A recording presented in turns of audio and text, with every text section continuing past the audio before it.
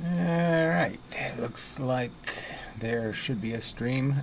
Yeah, hasn't shown up yet, but we'll assume there it is. So, okay, I can see it now. So, just a couple of preliminaries and we'll get on with the show, so to speak.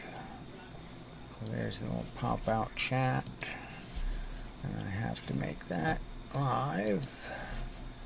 And we'll be ready, I think, and such. So that's got to go up one. No, it's still invisible. Okay, that should do it. And I put it back one. Alright, good enough. Drag that down to here. And yeah, I think that's it. Alright, so I'll read a comment first, and then the Brozo has made some sort of video, so we'll go play that, because that ought to be funny. You know, because his arguments are terrible, and they're just he can't find the subject, and yeah, it's just a fact. So move that over there, and this should work now, so that's good enough, I think. Alright, probably could make it a little bigger, I suppose. Like that or so, something like that anyway. Alright, I think I'm done. So just read some of this crap somebody typed. You went to the trouble to type all this crap, might as well read it.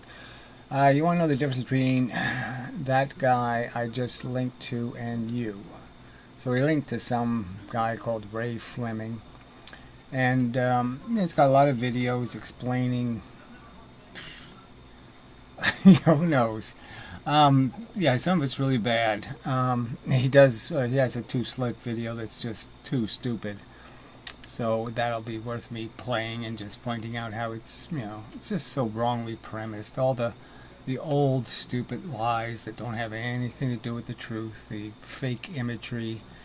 So it's, but yes, there's obviously some legitimate stuff in there, in the sense that any critic of the standard theory does have evidence that they're just making crap up. Anyway, nothing. Well, there's always a difference. So so he's basically saying, look, nobody can be right, or what's the point here? You have a very unevidenced theory that you're supporting, and you're saying that anybody who attacks your unevidenced theory is somehow wrong. Are you saying something else? I don't think you are. Yet somehow you think you're special with your pet theory. Yeah, I think the difference is that I'm doing what they're not doing, which is being honest, and I've done my research. So they haven't. And that's the simple truth. I mean, obviously it doesn't take much research to find out what double slit patterns really look like. The difference between single and double slit patterns. I mean, that doesn't take that much work. And none of these retards do any of that work. They just go with what somebody else has drawn previously, instead of actually looking and to see what the truth is.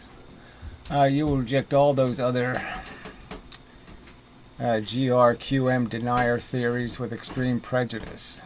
I don't think I'm extreme about it, but yeah, I mean, which ones of them make any sense to you? I mean, D. Hilster thinks the Earth is getting bigger. And there's an infinite universe, and there's no such thing as charge. It's I don't remember what he calls it, but he calls it and it's like somehow it was just invented. The whole concept. So that's ridiculous. The electric universe thinks craters on the moon were caused by electric lightning bolts. Silly, stupid. I mean, yeah. There's a lot of stupid theories out there, and one of them happens to be the one you're defending. It's stupid. Okay, entanglement, dark matter, light bent twice as much by gravity, all unevidenced fables. Alright, but don't have the ability to look into the mirror and realize you're no different.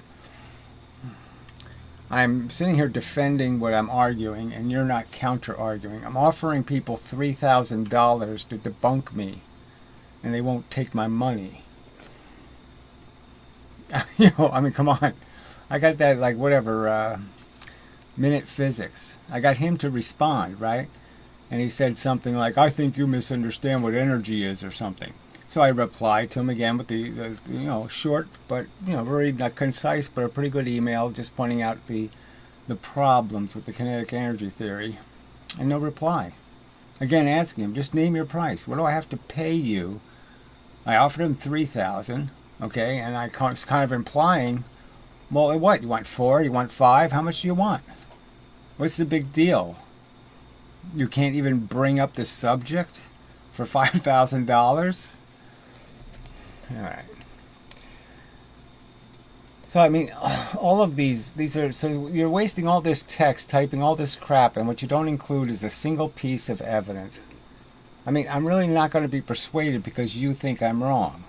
That's not, why should that mean something to me? Joe Anonymous thinks I'm wrong. Ooh, powerful argument. No. You have not made a single unique prediction. Well, that's just a lie. I'm clearly predicting that their light will, if they redo the Eddington experiment from space, I'm predicting they will not find that light is bent twice as much by gravity. All right, a prediction that has been proven. Well, yeah, don't you think that most of the things that are predictable have already been predicted? And again, what does quantum mechanics predict? It predicts for, well, a double slit with infinitesimally small slits, with openings that aren't even openings. It doesn't predict ones where there are open slits. So, I'm predicting those outcomes. They're not. Their theory doesn't predict the double maxima, and it doesn't predict the envelope pattern. So, you're kind of lying to say I haven't proven those predictions are accurate, in the sense that, yeah, those are the outcomes. My theory predicts them, and that's how it does turn out. And your theory directly contradicts reality in a multitude of ways. Where? Where's the multitude? Show me. What is the big deal? Why can't you link to this evidence? You link to some obscure nobody's videos. Why don't you link to the somebody's videos who's making the argument defending 4 times more fuel to go twice as fast? Why should I need 4 times the fuel to go twice as fast? Why don't you show me evidence? Why don't you show me evidence of an 8-pound bowling ball knocking down more pins than a 16-pound ball? Why don't you show me evidence that NASA all the time uses the huge advantage of shooting little things very fast, to get supersonic energy out of systems? No, it doesn't. It shoots big old atoms. But anyway, because they work just as well, because it's just about mass and velocity. Directly contradicts reality in multiple ways. And instead of modifying your theory, modifying it to what? Your standards? What's modify it for why? Why should I bother? Mine works, yours doesn't. Yours involves silly stuff I can't even imagine. Ether, waves, and all kinds of mush. Okay, anti-particles, antimatter. Fuck you. Why should I believe any of that nonsense? You simply deny reality. What reality? You don't have a videotape of this reality. You can't show me your reality. Not one little tiny bit of it. All right. And just like that last guy claims that gravity is caused by quantum fluctuations. Yeah, that sounds like your kind of bullshit. But clearly not something I would agree with. You believe it's caused by tiny particles. I believe light's tiny particles. Not an unreasonable thing to believe. Frankly, just as good as your silly wave of coals, your whatever they are, your little jellyfish, whatever the fuck you think a photon is. You believe it's caused by tiny particles which perform in ways which we never remotely observed. Again, where do we remotely observe any of your crap? Where do we ever see one of these things waving through anywhere? Where do we ever see that little pukey drawing that you have of electromagnetic radiation? Where do we ever see any of that shit? Alright, so you're just such a hypocrite. Let's see, both have no supporting evidence. You have no supporting evidence, which is being made obvious because, frankly, people could just take my money if they had evidence. You could just get, easy money for these people. Out of the 12 people I've offered $3,000 to, not one of them wants the easy money. All right, both have no. Yet both of you believe you're right. And again, why that's supposed to be something humans shouldn't do? I don't understand. What's the point? Of course I believe I'm right. 2 plus 2 equals 4. In my opinion, your physics is as stupid as saying 2 plus 2 equals 5. There's no reason to believe it. mv, 1/2 mv squared is, I've shown the history of the formula. I've shown there's no evidence for it. It's crap. It's made up, silly, religious nonsense. And sure, I believe I'm right. Let's see, and we'll go to your death believing so. Well, the point is what do you think the legacy is going to be? And my prediction is, of the predictions, is that you're going to end up on the ash heap of asshole. You're an asshole. You're a hypocrite, and you're just this cheap shot crap. You won't even sign your name to this horse shit. You know, you puke. All right, anyway. And there's 10,000 other people just like you. Yeah, there's millions of people like you. Silly, borgy dupes who believes anything the little preachers tell you. They don't show you. They just tell you, and you believe it. We did it. Okay, and you wonder why no major players will entertain you. I'm not asking them to entertain me. I'm asking them to sit there and take my money to entertain themselves, debunking a denier. Why are they afraid of this denier? You mean if a flat earther offered them $3,000, you don't think they'd take the money? Well, go ahead, lie some more. Yeah, you know they'd take their money. All right, because you're not unique in your denial or your pet theory. Well, clearly I would argue I am. And I don't see any of these other people with their pet theories offering $3,000 to be debunked. All right, you're never going to get anywhere because you're doing physics based on what you want reality to be. That's my argument to you. That's what your physics is made out of. Your little hopicles, your little love particles. It's all girly, sissy puke.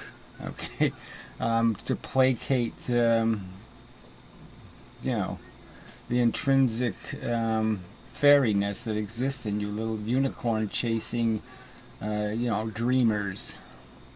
You're not scientists. Okay. And your own personal prejudice is definitely a factor into this. Yes, I have a prejudice against ghosts and fairies and pixies and gremlins and all the fairy tale characters that the culture you would defend lives on. Okay, with you wanting reality to be simple, it's not that I want it to be, it's just that I logically understand that the forces that are underlying all the living organisms on Earth are simple mechanisms, and the complexity is all emergent. And that's the way physics works also. And easy to understand. Well, why are you calling it easy to understand when you think it's wrong? Then it wouldn't be very easy to understand, would it? How can the wrong answer be easy to understand? Do you want to explain that to me, please? Okay, just things banging into each other. Yeah, it works. Anything outside of the realm of that, things demonstrated in experiments that are difficult to understand and quantify. You haven't done any of that, so again, you can't show me these experiments that are even slightly simple. All you have are convoluted, bizarre experiments where somebody just says, we did it. Okay. You simply reject. No, I simply demand you got to do a little better. If you're going to have a very complicated experiment, well then maybe you have to videotape the experiment. Maybe you have to show us each part of the experiment doing what you say it does. Okay. That's not how science works. Well, clearly the way science has worked for the last 300 years is for people just to sell crap. You're just selling fables. It's just a religion. You're not doing any of this prove it crap. You're not even repeating experiments. You're just totally cheating science. You're allowing your own personal philosophy to direct your gaze in certain directions and put up the blinders in others. Fact is, you can't get anywhere doing that. So the reason why it took me 10 years to finally figure out what's going on with the two-slit experiment is because I did have to think through all the different ways it could work. And, I only had to do that because of all the misinformation I had to get past. I had to start over, essentially. Because you couldn't trust anything science said. And because you've put all this work into developing your theory, you are unwilling to let it go. Why would I let it go? It's getting better and better and stronger every day. My arguments are getting better and better. Yours are getting weaker and weaker. I mean, fuck. Too silly. Unwilling to budge. Budge where? In what direction? Budge on what subject? Why should I? It's easier, much I guess he meant, for you to simply deny and distort. Well, that's another lie. So you can't do your little bullshit here without lying. I haven't denied or distorted anything. You're the people who, there's clay on the experiment, you don't care. They don't repeat an experiment for 100 years, you don't care. I mean, you're the one in complete denial. You don't have an experiment showing it takes 4 times the fuel to go twice as fast. In 350 years, you had all that time, all that scientific time, and not one experimentalist came up with a proof? In 350 fucking years, you couldn't come up with a single proof? Of a fundamental claim that it takes 4 times more fuel to go twice as fast? And you're going to say somebody else is a denier and a distorter? You think you have the most proven theory in the history of mankind? You don't have any fucking evidence. Alright, anyway.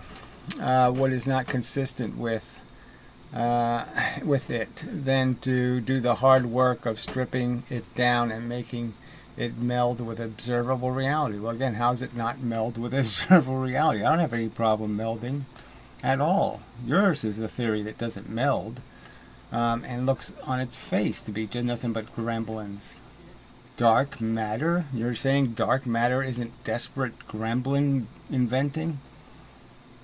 It's as desperate as somebody really believing in gremlins. Alright, your personal self-worth is all tangled up in it as well. No, I don't think that's true either, but whatever. Of course, anybody's self-worth is going to be tangled up in the things they have defended or fought for throughout their life. But you're certainly not showing me I've made any mistakes. You're not showing any evidence that I've made any mistakes, which just amplifies the previous issue. Well, like I said, it's completely vacuous mush. Just some coward saying, I don't believe you. Oh, how impressive. Okay, of course, what I just said will just completely go in one ear. You didn't say anything. It's all little baby talk. You just insulted me. I could do that to you, right? You could advocate for some policy, some public policy, and I could just sit there and waste your time by saying, well, how could you be so delusional? How do you think that's going to fix it? You didn't prove it fixes anything. But useless. But it's the truth. Says you, okay? Unsigned coward. Whether you're able to realize it or not, whatever. Likewise, you can't realize you're being an asshole. I think you know you're cheating. I mean, I think you know this is grotesquely hypocritical for you to talk that other people should produce evidence when you can't produce any. I mean, it's just disgusting. Alright, anyhow, good luck. Well, I don't wish you any good luck because you're a liar and a creep and a bum, trying to just do evil in the world. You don't give a fuck about the truth or the scientific method or reasonable investigation or logic or any of that good stuff. You're the anti-science fucker. Alright. So, enough of that shit. So, no comments. So that's good, I guess. Yeah, right? Makes things simple. Alright, so maybe we'll just check the view numbers, then we'll go have some Brozo fun. Live. 1. Oh, 10. Okay, it's not terrible. Alright, so let's go find the Brozo video. You know, it's going to be such a waste of time. 41 minutes. He doesn't do anything worth the time. This is just going to be more of his silly antics.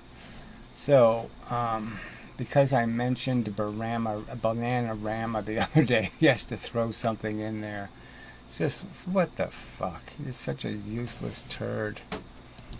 Alright, so let's move this. I just know this is going to be such a waste of time. Alright. Hello, you can skip the beginning. Yeah, you can skip the video. You should just say that, skip the video. I'm just going to waste your time. Just tell the truth, moron. Ugh. God, I hate this shithead. Alright. Fix the volumes here. Oh, this is going to be so bad. If you want, folks, but I want to start off with something that me and Gary can actually agree on. Bananarama. Alright, so skip that. That was their best video, Venus. What a waste of time. Okay. Like he doesn't know that people know how to click, you know, they can get a better quality view of the video. I mean, it's just so stupid. And he's got commercials from somebody else's channel, I guess. Shit. I believe you are correct. A lever pivoted on a good... Alright, so he's playing it fast, so I can't play it fast. That's a little bit annoying. Well, anyway, let's see what he's saying. Bearing will not oscillate. So this is so stupid and ignorant. 2 discs. Alright, so now he's just playing this game where they're, you know, just because you can set up a lever in a particular way where you have all the mass going, it's all, the center of mass is all in a line. And because you can do that, and the balance will balance in different positions. It won't move in different positions. It doesn't change the fact that it's a scale and that you can weigh things with it and compare two weights. So it doesn't change anything about any of the stuff I've said about, you know, changing the distance on the lever or any of that. It means absolutely nothing. It doesn't change a single thing about anything I drew on the board. It doesn't change any of those facts whatsoever. And this is a game these people play. And this is such a waste of fucking time. Put uneven masses on here and watch it oscillate, fuckhead. Not complicated. Balanced.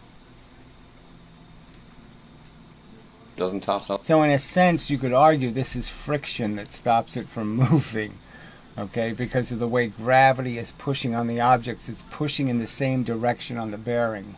The bearing's getting pushed in the same, both objects are pushing on the bearing in the same direction. The gravity on this end is pushing down on the top end of this bearing. This part of the mass is pushing down on the top of the bearing. So both are pushing in the same direction on the bearing. But whatever, who cares? Like I said, this is so off the subject. Right. And he's saying that if I oscillate it, it won't oscillate. That it'll only go to over, it will not oscillate. Now you can almost see that it's oscillating already. Ah, come on, Gary. He's shaking you. Oh, I mean, this is just too stupid. What does this have to do with the fact that you can hang objects off of a fucking lever and weigh them? You fucking compare the two weights. It doesn't have anything to do with the subject. I mean, just amazing. They're going to waste time with this one tiny case where, like I said, if you have all the mass going right through the center of the stick, essentially the stick doesn't have any mass then. Right? You can sort of imagine that if all the mass is perfect in the center of the gravity going through the object, that in a sense that's the same thing as just making the stick longer. It's like making the lever longer. It doesn't do anything. Or making it fatter. It just means you have no weights on the lever, essentially. Your finger there. Look at it oscillating. I can almost see that. I'm trying to make a little illustration of the fact that I did it on my porch, okay? The fucking thing oscillates, you put weights on it. I wasn't talking about not putting weights on it, you fucking idiot. I'm just trying to do a superficial little... These morons say that levers don't oscillate. Of course they oscillate. Of course they do it. I've done it on my porch over and over. I mean, it's just too silly. Yeah. I can't believe they're wasting time with this. This is absolutely meaningless. Do I really? I don't have to draw it or show it to you again, do I?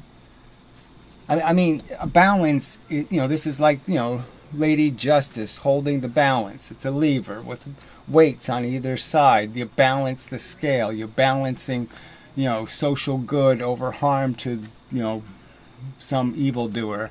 Blah blah blah. All of this stuff. The scales. And here they are playing a game like there's no scale. Of course there's a scale. Of course that's exactly what levers do. They convert one MV on one side, one momentum on one side into a momentum on the other side. All it's changed is the total of the MV. Big M, little v, converted into big V, little m. And here, this is the game they're playing. Oh, I can't believe they're just wasting time with this shit. Oscillating already. Right. Stops wherever it wants. It's effectively like a spoke of a wheel, really. This guy is going to tell everybody else what they have to believe, and he can't even get something that simple right. No. So again, this has nothing to do with anything I showed, any experiment I did, or anything I drew on the board. Nothing. No signs whatsoever of it wanting to oscillate. Just to show you that it really is mountains. Yeah, and I could show you that in this configuration, if you were to put a mass, one mass over here, without touching, and then drop another mass from this side, it'll do exactly what the other lever does, the one that actually has the weights on it. It'll do the same thing. This one will still move half the velocity going down, and it'll move twice the velocity going up on the other side. Twice the distance. Everything will work just the same. This lever will do exactly the same thing any other lever will do. Whether you make it longer or you make it fatter or you put your little round discs on it, doesn't matter what you do. The principle of its function is exactly the same. Once again, it looks like he has a mark on here, for half the distance. So he probably did experiments with half the distance. And here he is just playing a game like he doesn't know that's what this whole subject's about. It's converting one mass into one MV into a different arrangement of MV. And that you have to conserve the momentum. Bring that in. Then it's not balanced. So it obviously is free to oscillate if it wanted to. I believe you are correct. A lever pivoted on a good bearing will not oscillate. In spite of the fact I showed one oscillate on my own porch. But that was a very different experiment, Gary. It's not a different experiment. It's exactly a scales of justice. It's a scale. It's comparing two different sources, two different weights, two different arrangements, and it works perfectly as a converter of momentum. It's working as a lever. These people are just so despicable. Ugh. Your experiment you did yourself, you fucking lying piece of shit. I've now drawn it 3 times, so I really have to draw it again. You're such a lying piece of creepy fucking garbage as a human being. Your own fucking experiment, alright, proves you a shyster and a retard. Fuck. So he did the experiment, for fuck's sake. Spring. You're going to compress the spring exactly the same amount. You're going to move this lever on a fulcrum here. And then at one distance, you're going to put a 2 mass. And then, and do the experiment. And then you're going to do the experiment with a 1 mass out here. So a 2 mass here, a 1 mass out here. Same compression for the spring. So you're going to compress the spring the same amount both times. This one, the number was 19.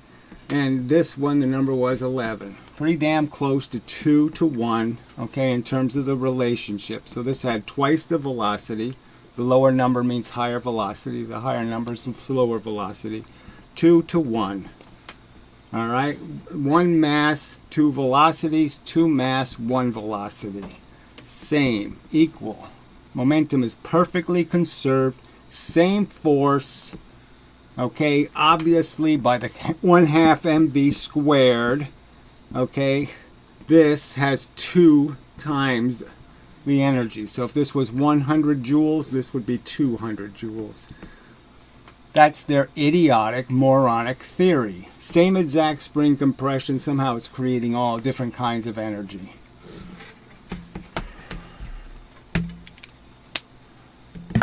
Just can't believe these liars. They just can't stay on the subject. Oh, this is so pathetic. Disgusting. Because you suspended it by a string or whatever, so that the weight was below the pivot point. And as the Who cares if I put it above it? It wouldn't matter. It works. Yeah. So the fact that it has to be below to trigger gravity into being able to see the difference between the weights on the two sides, that's what you're really saying. Is if they're not off the center of the mass, then gravity doesn't initiate or force them to balance. So what? It works. Gosling demonstrated earlier, that causes it to oscillate. And I can show you. Yeah, and what do you think's oscillating? The energy is going from one side of the lever into the other side. One side is decelerating while the other side is accelerating. And then this side decelerates and the other side accelerates.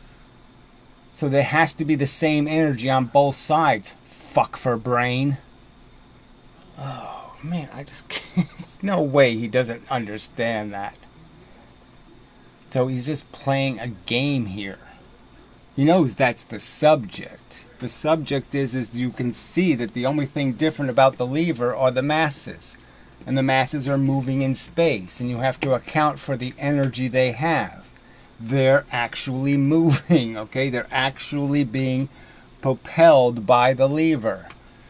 And so if they have, if one force is creating two different outcomes in terms of energy, you have to explain where the other half of the energy went. Here. See, Gary, it's not oscillating It's for the meaningless. reasons you thought it would.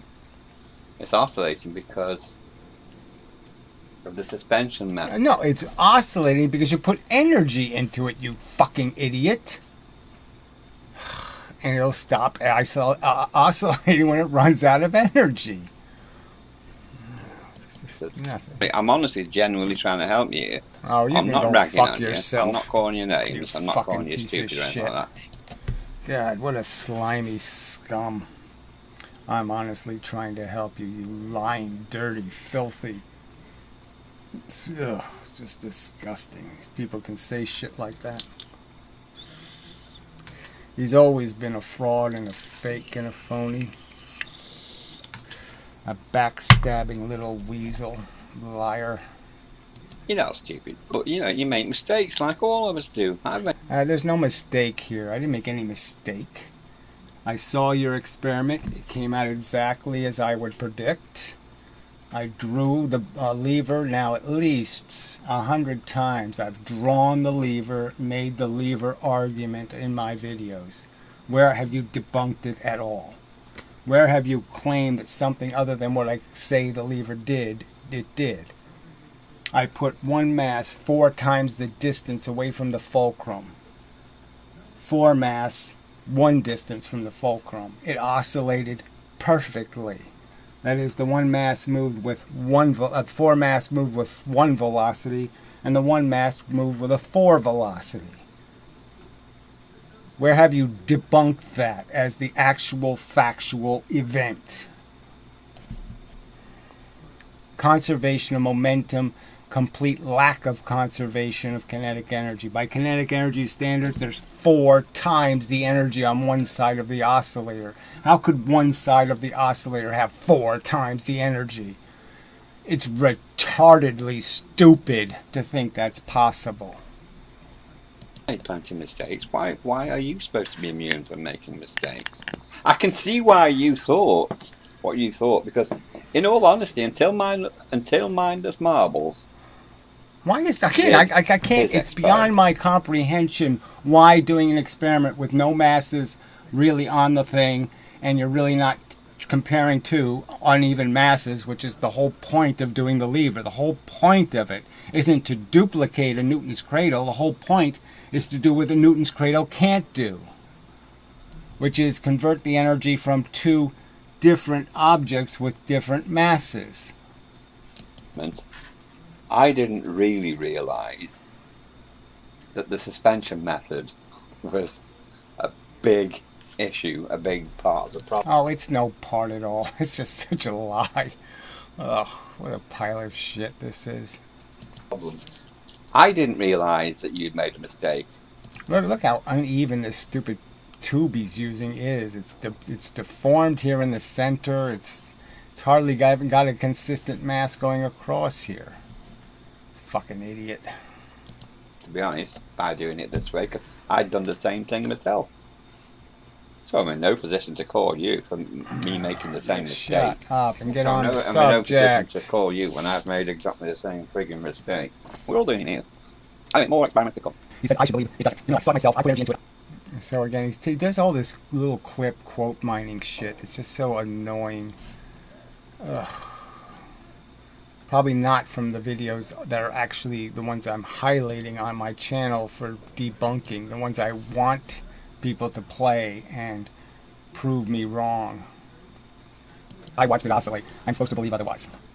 Yeah, right. I've done the experiment. It does exactly as I state. There's 4 times more energy on one side of the lever than the other side by their fucking retarded theory. And in no way are they accounting for that or explaining that. How that's fucking possible. Is there an explanation? No. Alright, let's see if there's anything on this chat thing.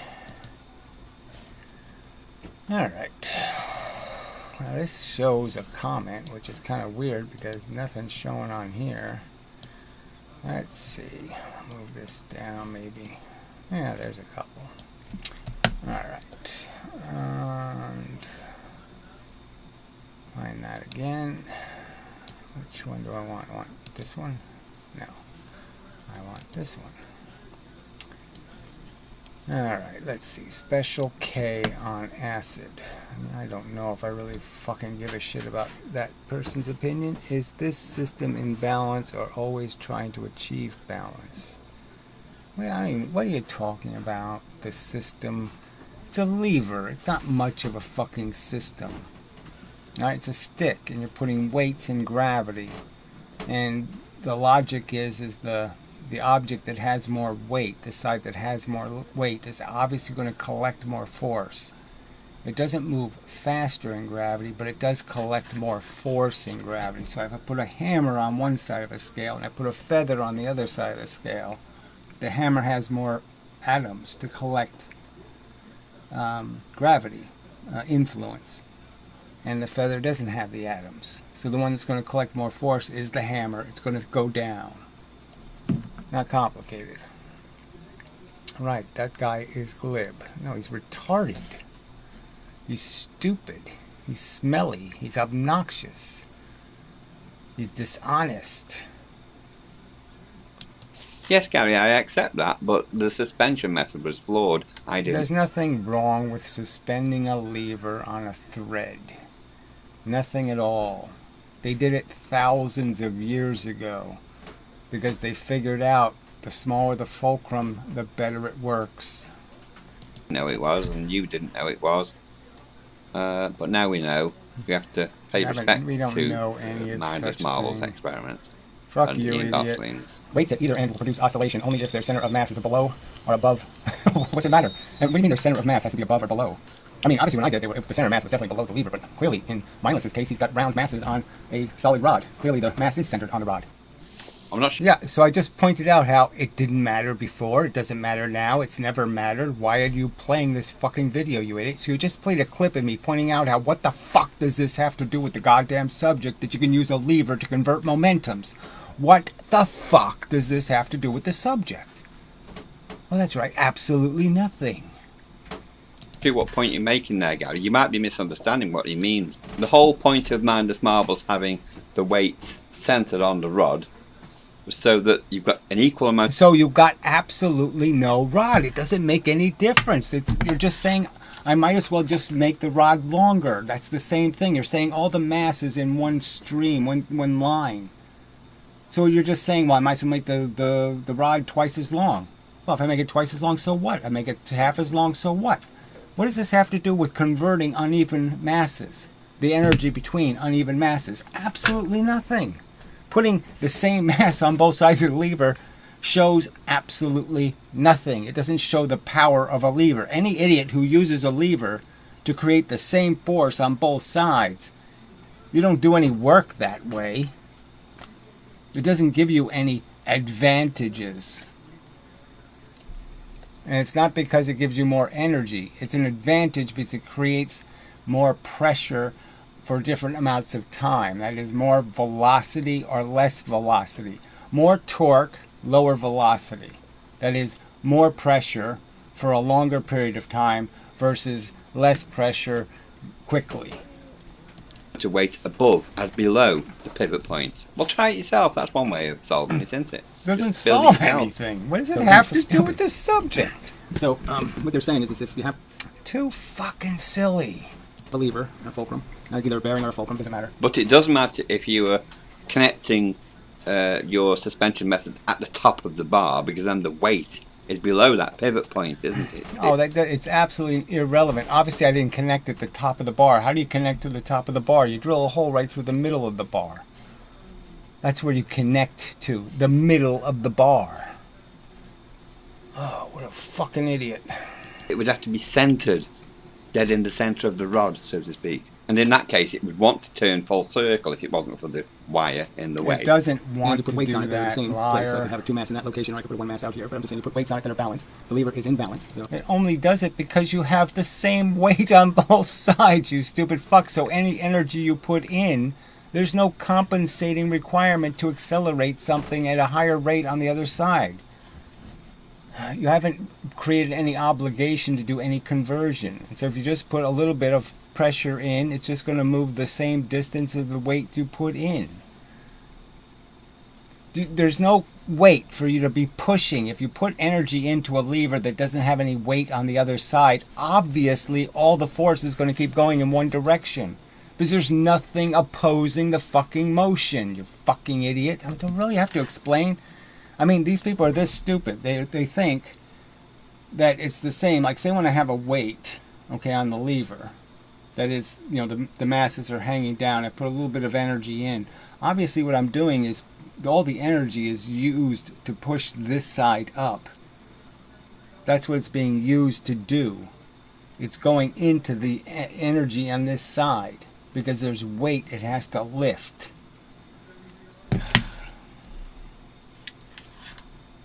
Because one side of the lever will weigh more than the other side of the lever because it's not along the center of the mass. But I mean, who needs, like I said, you don't even need the complex argument. It doesn't matter. If I could actually put the uneven weights on the center of the bar, that is, if I could have a one mass with its center of gravity along the fulcrum straight across the bar and a two mass half the distance, it's not gonna change the fact that the lever is going to see those weights as the same. So let's just put a 2 here and a 2 here for the sake of argument. And it balances. So I could use money, I can make it this way, I can put a little thing on here, I can put money on here, I can do all kinds of things to balance it. I discovered a few months ago that that's actually a big problem. Suspending weights below the bar. All right, so there's no problem, right? We already know this is too stupid. It's a big problem, although mankind did it for thousands of years. But it's somehow Brozo saying it's a big problem. No, it's no problem at all. It works really well. Weights which can swing as well, like your magnets could. I found it massively changed the speed of us. Yeah, obviously when they weighed things, they waited for the weights to stop moving. Duh. I mean, this is just too silly. People, you know, exchanged their real wealth and their whole life depended on these balanced measurements. And people trusted them. Whereas changing the actual weight didn't. That's how I came to the conclusion, with the help of Michael Fowle, that this is actually a pendulum. You're an Because it idiot. didn't matter what you did with the weight, as long as they were in the same place, you could have 10. It's not a pendulum. A pendulum, the weight, the energy just goes in one direction. It goes all this way and then decelerates. and then has to wait for gravity to give it more energy to go back the other way. When a lever, obviously one half of the lever is always decelerating while the other half is accelerating. So the two directions are always in opposition to each other. So it is not a pendulum. Times the weight, and it would oscillate at the same frequency. So we came to the conclusion this is a pendulum, because that's what happens with a pendulum, isn't it? It's the length of the string that counts, not the weights on the string. I'll have to upload that experiment soon. Once it's balanced, I can inject energy of any kind. I can just tilt it down and put a book over here, okay, over the edge, and then let it go, and it will oscillate. Quite fine. It just has to be balanced. So that's the whole key to that argument. So of course it works. I did it on my porch with a 4-to-1 relationship. Like I say, that doesn't count, Gary, because of the suspension method. Amazing. Amazing. So he really doesn't understand that it wouldn't matter whether I had a pointed fulcrum underneath the lever, or I suspend it from a string, or let's see, what other choices would there be? Or I have an actual bearing. So he thinks, he's actually stupid enough to think the lever stops working, it's an oscillating balance, depending on whether there's a string or whether you drill a hole and put a nail in it. I mean, nobody can be this stupid. Nobody. It's way too stupid. God, you're so ignorant. I mean, you talk this arrogant crap when you're just talking absolute shit. It wouldn't have changed a fucking thing whether I hung the 4-to-1 difference in the masses and I shoved a nail where the string was. It wouldn't have made any difference whatsoever. You lying sack of stupid, ignorant shit. If you just suspended it like mindless marbles as suspended is, it wouldn't have worked. Except that you have to make sure you don't dangle Liar. the weights under the bar as well. That would oscillate as well. Like I say, you've got to make sure that the weights aren't dangling. My whole intention was for it to oscillate. That's what it's demonstrating. It's an oscillator. The energy has to move from one side to the other side. It's proving it has to be the same amount of energy. You fucking idiot. If it didn't oscillate, it wouldn't be proving that. You stupid fuck. Below the pivot point. The weight has got to be equally distributed above and below the pivot point, so that the centre of mass is in line with the pivot point. Is that the right way of putting it? Mindless marbles, Ian Gosling? I think so. That is, I had a 1 mass way So over he's here, asking 4 mass two here. morons to help him. I mean, real morons. The Ian Gosling guy, right? Remember, he says the Mythbusters experiment isn't valid. So even though it came out exactly as momentum would predict, for both cars and clay, he says that cars stop crushing at a certain point, and it just happened to be exactly the point of the 100-mile-an-hour crash, and that clay stops crushing, and it just by coincidence just happened to be exactly at the same point. Okay, that would have been, showing that it has twice the energy, not 4 times. So it's just a coincidence that both cars and clay, it just happened that their use of 50 miles an hour and 100 miles an hour was perfect to show where cars stop crushing. And it was just happened to be that the height they used to crush the clay just happened to be the perfect height because the clay can't crush anymore. I mean, it's stupid fucking bullshit. Moved 4 times the distance that this moved, indicating 4 times the velocity in the same amount of time. But it's only going 4 times faster. Say, it's only going 4 times faster, what? Gary, than the 1 mass. Yeah, exactly. No, it's going 4 times faster, okay, than the 4 mass.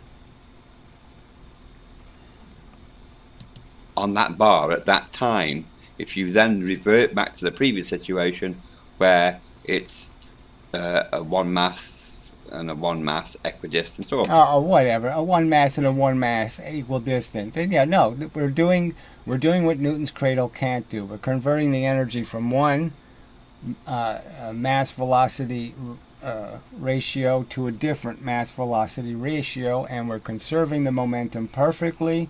That's exactly what the lever shows, a perfect conservation of momentum, and it shows a preposterous unevenness in the kinetic energy. It's your theory that the oscillator oscillates just fine, even though it has 400 joules oscillating on one side and only 100 joules oscillating on the other side. And that makes sense to your retarded, stupid, deficient, fucking idiotic, moronic brain. 4 mass and a 4 mass equidistant from the fulcrum, then that will be faster. That will oscillate at a faster frequency. And the further out... So that's just crap, okay? It doesn't happen.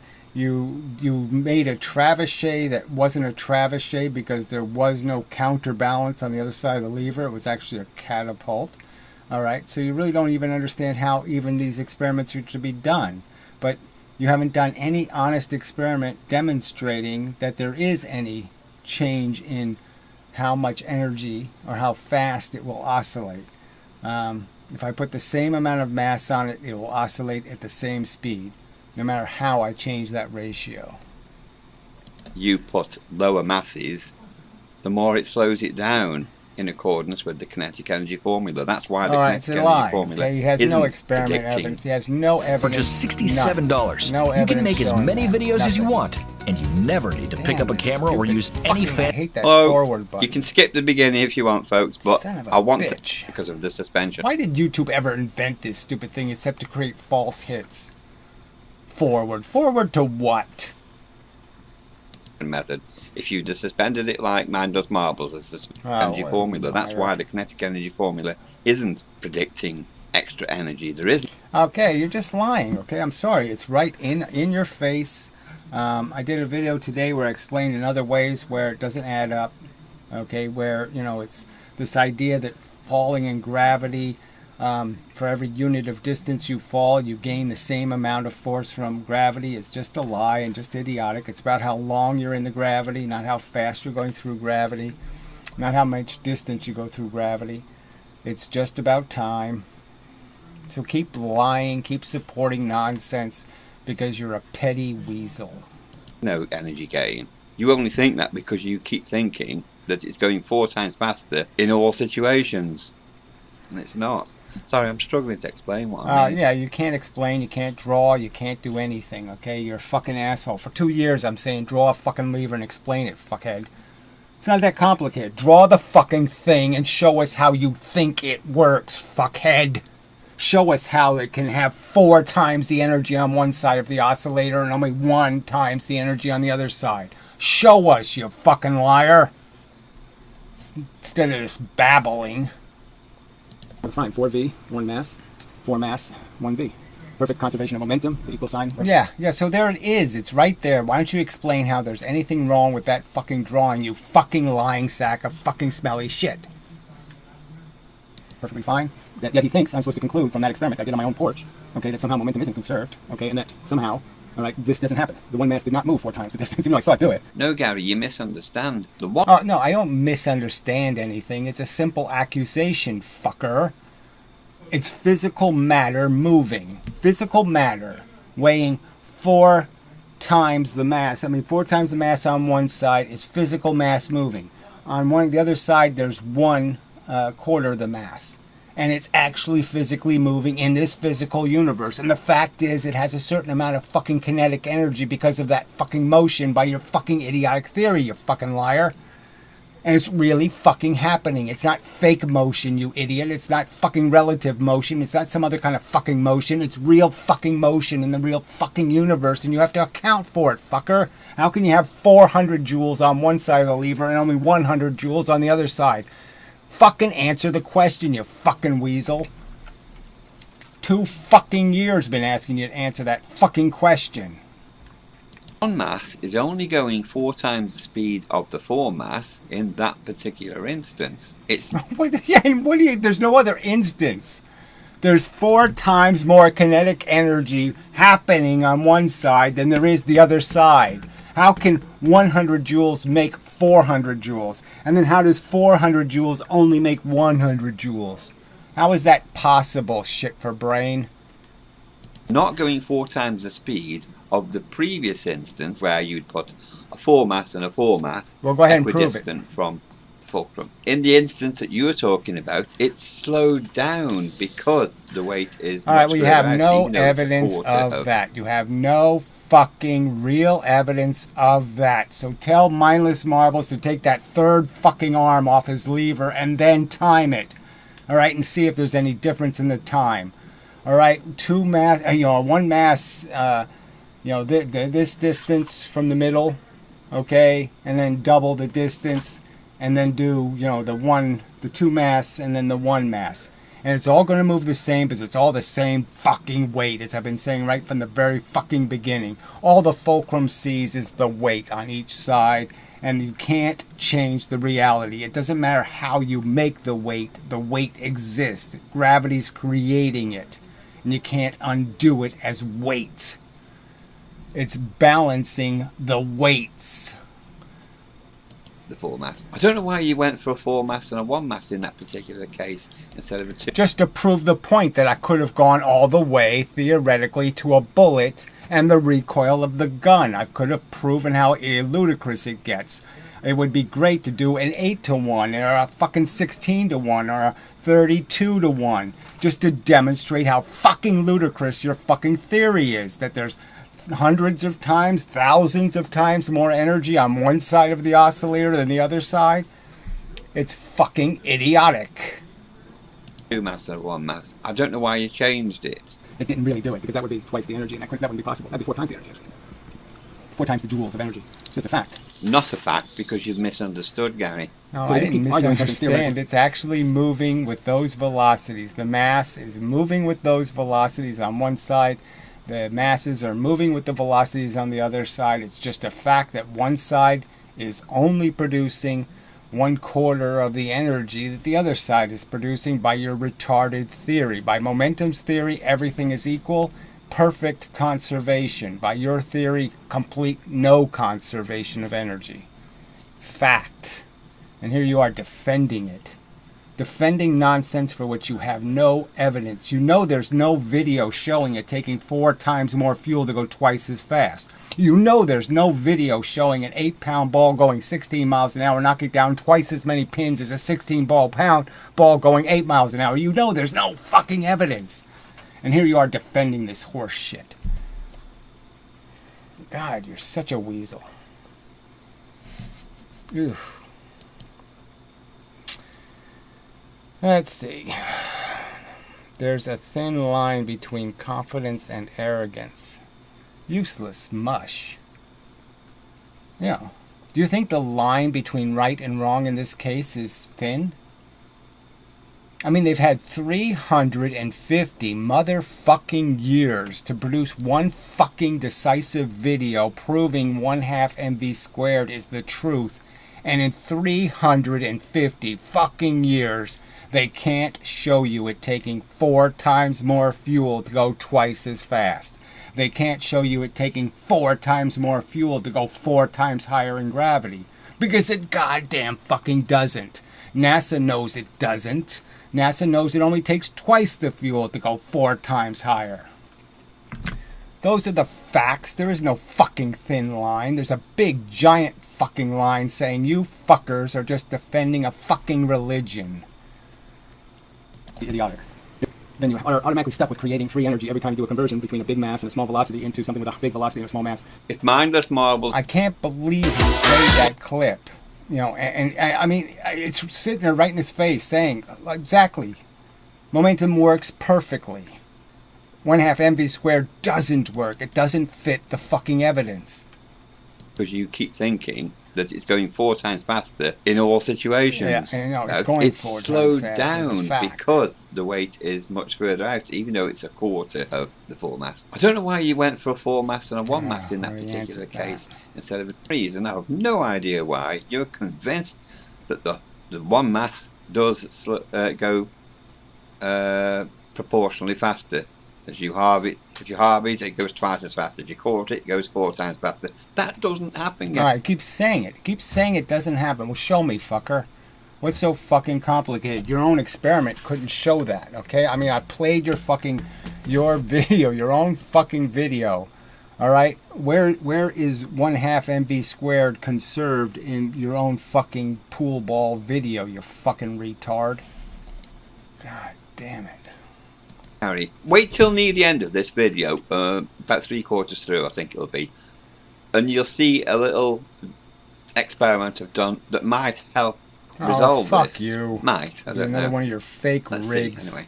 It's You're to do such a with Walter fraud. Lewin's experiment where, you know, the finagle business, all that crap. Quite an unusual little experiment, so it's worth waiting for. There'll be a pile but of reserve shit. judgment on what I've just we said. don't need an unusual experiment. We just need you to do the simple experiments I've done. Just show the oscillating pendulum and then explain how it has 4 times more energy on one side than it has on the other side. Just redo your pool ball experiment with the spring. Just do it this time. Bang your pool ball into one side, the 2 mass going half the velocity, and see if you can make the 1 mass go twice as fast. Because if you can, you've invented free energy according to the kinetic energy formula. Retard. Until then, okay.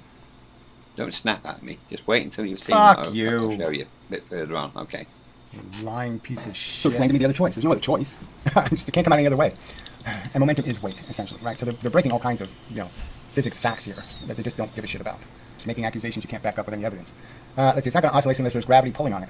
What gravity? Both sides have gravity pulling on them. When the lever's in this condition with the same weight on both sides, why does it go to balance, idiot? They both have gravity on them. Do you have an explanation, or do you think they don't go to balance? They just stay uneven. So I have 2 equal masses on the balance. I tilt the balance. What do you think's going to happen? It's just going to stay there? Yes, Gary, it will stay. Yeah, it won't stay there if you do it the way I did it, with the weights below the bar. So, okay, we already know if the weights are below the bar, it's not going to stay there because, yes, gravity will be able to detect what side has more mass on it. Because there's a longer, the line you can draw to the mass will be longer. So what? It works balancing, it works converting. The conversion works. That's why it oscillates 100 fucking times. If it wasn't perfectly exchanging the energy back and forth, it couldn't oscillate 100 fucking times, you stupid fuck. There. You're an idiot. Do you want a rational discussion, or do you just want to keep calling people stupid names? No, you need to call you're somebody. the fucking... You sit there and make these videos, you quote mine, you false clip, and then you pontificate and you do your patronizing nonsense. Fuck you. Alright, you don't make a civil video, you fucking idiot. 99% of your videos are absolutely disgusting rags. Take them down if you want a reasonable conversation, you fucking cunt. Yeah, you sit there and let people dox people in your comments section. You fucking don't goddamn give a shit about what the fuck these idiots say. You fucking piece of shit. You want civility? Fuck you! Read your own comment section, you fucking piece of shit. You're an idiot about something that you were actually wrong about. I'm not 2 discs, 2 discs. Moron. Balanced. He's doing the same shit over again. Doesn't oscillate. Irrelevant. Stops wherever. Irrelevant. It's effectively like a Irrelevant. spoke of a wheel, really. No signs whatsoever of it wanting to No oscillate. signs whatsoever of converting a different, energy from 2 different Just to show you masses. that it really No is sign balanced. whatsoever Just bring of that in. changing a big M and a small And it's v not into a balanced. big V and a little m. It obviously No is sign of free it to, whatsoever. Oscillate if it wanted to. There has to be more weight below than above for that to happen. If you put more Well, go weight ahead, above, put more weight it on just one side of that, and then topples see if over. it'll still do that shit for brain. hey presto, we have a pendulum. So whenever Gary has managed to make his thing oscillate, he's actually been making a pendulum without realizing. So again, he doesn't really understand that the pendulum is a modification of a lever. Okay? It's a lever with no weight on the other end. Okay, so technically. So you could make the you could say that levers are the more elemental function. And all you're really just saying they're both oscillators. So what? Because they both oscillate does not mean they're the same thing, or you need to call them the same thing. Levers are perfectly understandable as levers. You don't need to call them pendulums because it really doesn't work. They don't convert different masses. That's why the Newton's cradle doesn't work. The Newton's cradle, the pendulum, can't convert a big M, little v into a big V and a little m, where the lever can. Jackass. If we try and put this back to getting it balanced.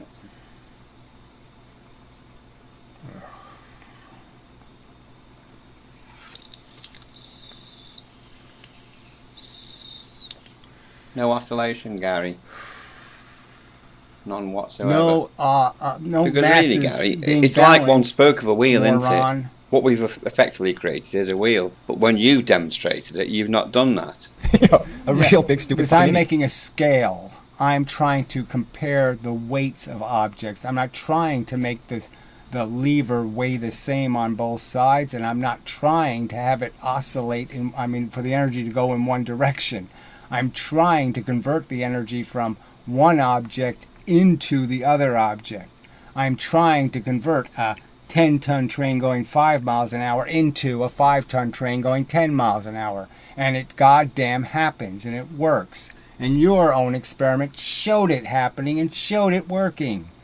So just keep playing this irrelevant game that this crap has anything to do with the subject when it has nothing to do with the subject. You're fucking such a liar to imply this means anything, that this responds in any way to anything I've demonstrated or argued. It means nothing to the argument. Yeah. No, Gary, he's trying to help you. He's not an idiot. So you're just about done there, Cook. Oh, fuckhead. All right, no, the center of mass changes position, genius. So again, that's not making an argument. What on earth do you mean, Gary? It's not an argument. Of course it's an argument. It's irrelevant. I just showed you an example it's supporting. Fucking irrelevant. How many times do I have to say it's irrelevant to the fact that the one mass is moving 4 times the speed of the 4 mass that's moving 1 velocity, and that there's a perfect conservation of momentum and a completely imperfect conservation of kinetic energy. In exactly what he said. You calling him an idiot, yes, fuckhead, and all that you garbage. Too. You were the one who keeps claiming that you want a rational discussion. Please, let's have a rational discussion, Gary. Please. Oh, I'm amazing. I just amazing. They're moving. They're changing. Amazing. Go look at the titles of his videos. Go look at the scuzzy shit he has published. And this little fucking piece of shit weasel dares to say anything about a civil discourse. His fucking initial video had a bunch of porn images on top of it, for fuck's sake. The guy's a fucking moron and a clown. And the fucking duplicity of him showing up now saying, where's the civil conversation? What a fucker. Positions all the time when they're oscillating, and then they stop oscillating and perfectly balanced. That's how it works. It's not really debatable shit. I did it on my own porch. I videotaped it. But that's a completely different experiment, Gary. See, Gary. Okay, well, at least he's conceding it's a completely different experiment. That's right. You're showing a completely different experiment. You're not showing the thousands of year old productive balance, the scale, okay, that's capable of converting different masses and velocities. You're not on the same subject. You're on some other useless subject, meaningless subject, a stupid little piece of bullshit trivia that means absolutely nothing. It has no relevance to the argument that levers convert momentums. It's a fucking fact. It's the whole reason why levers have fucking value, is that they can do this conversion of momentum. What does this have to do with converting momentum? That's right. Absolutely nothing. Not oscillating for the reasons you thought it would. It's oscillating because the suspension method. What I mean by that is because it's been suspended by a string, most of the weight is below that point of the string. I'm honestly genuinely trying to help you here. Oh, fuck you again. Fuck you till dead. Makes no difference. I'm not ragging on you. I'm not calling you names. I'm not calling you stupid or anything like that. What you did on your porch was you made a pendulum. Mindless Marbles had to add a pendulum to his to make. Alright, so I mean, what? Do I really have to Google the word scales? And, to go by the Google images, and there's going to be all kinds of versions of scales, and they're going to have all kinds of fulcrums, and in every fucking case no one's going to give a damn whether the fulcrum's below the center of mass or above the center of mass. It makes absolutely no difference. All that matters is that it's in the center. That's all that matters. That's how scales work.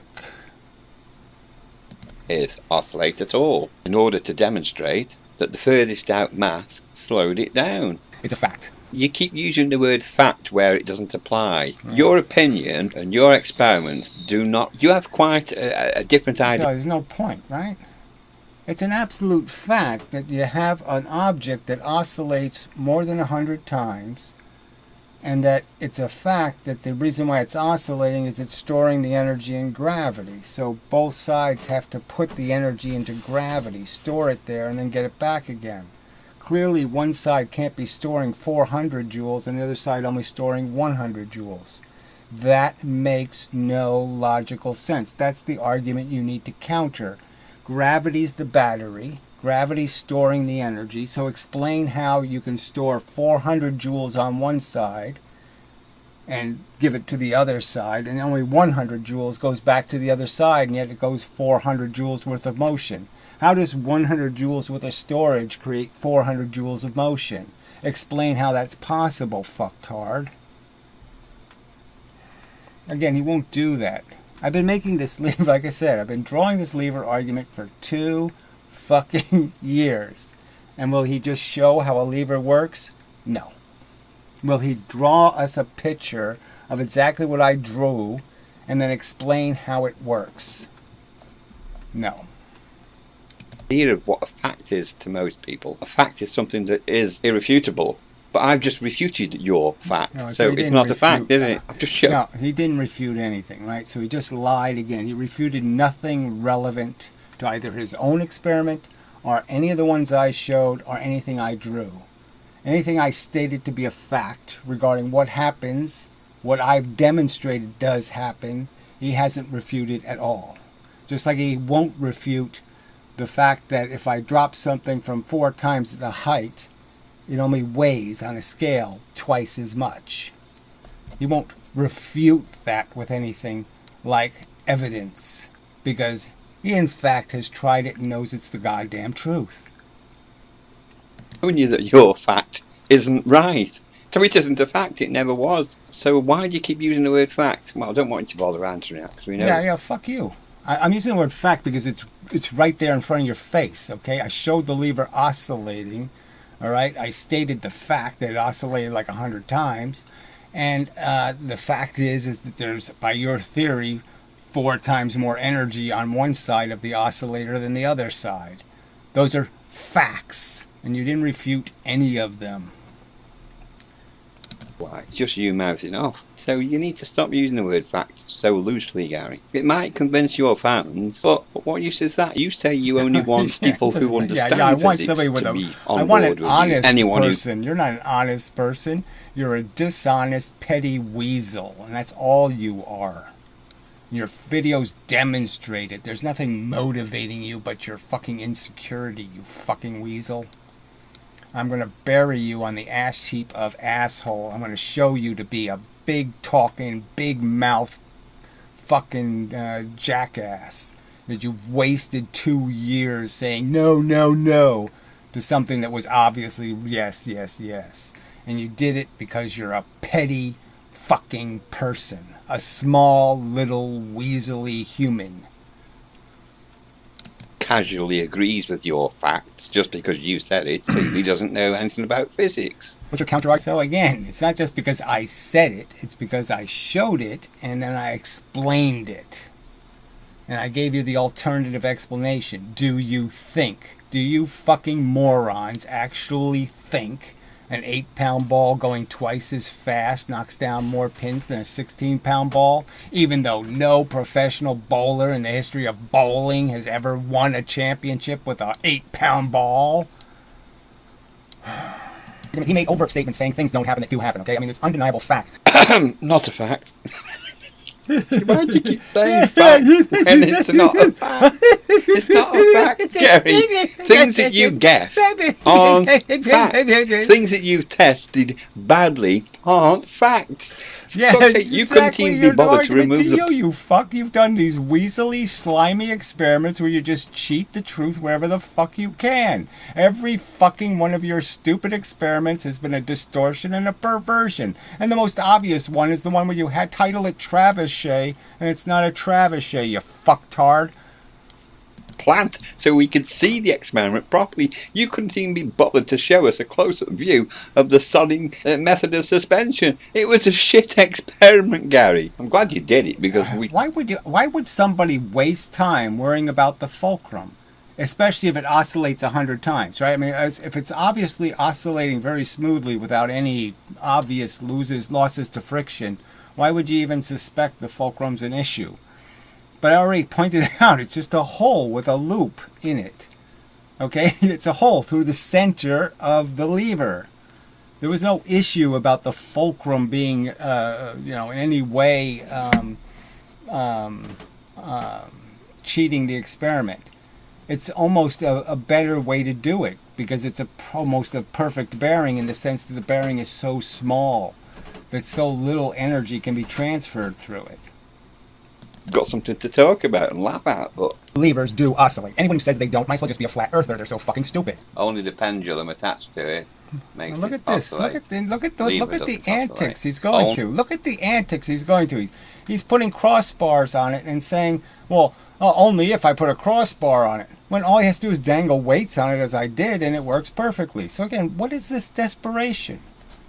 It's like I shouldn't even have to watch this crap. It's so fucking desperately stupid.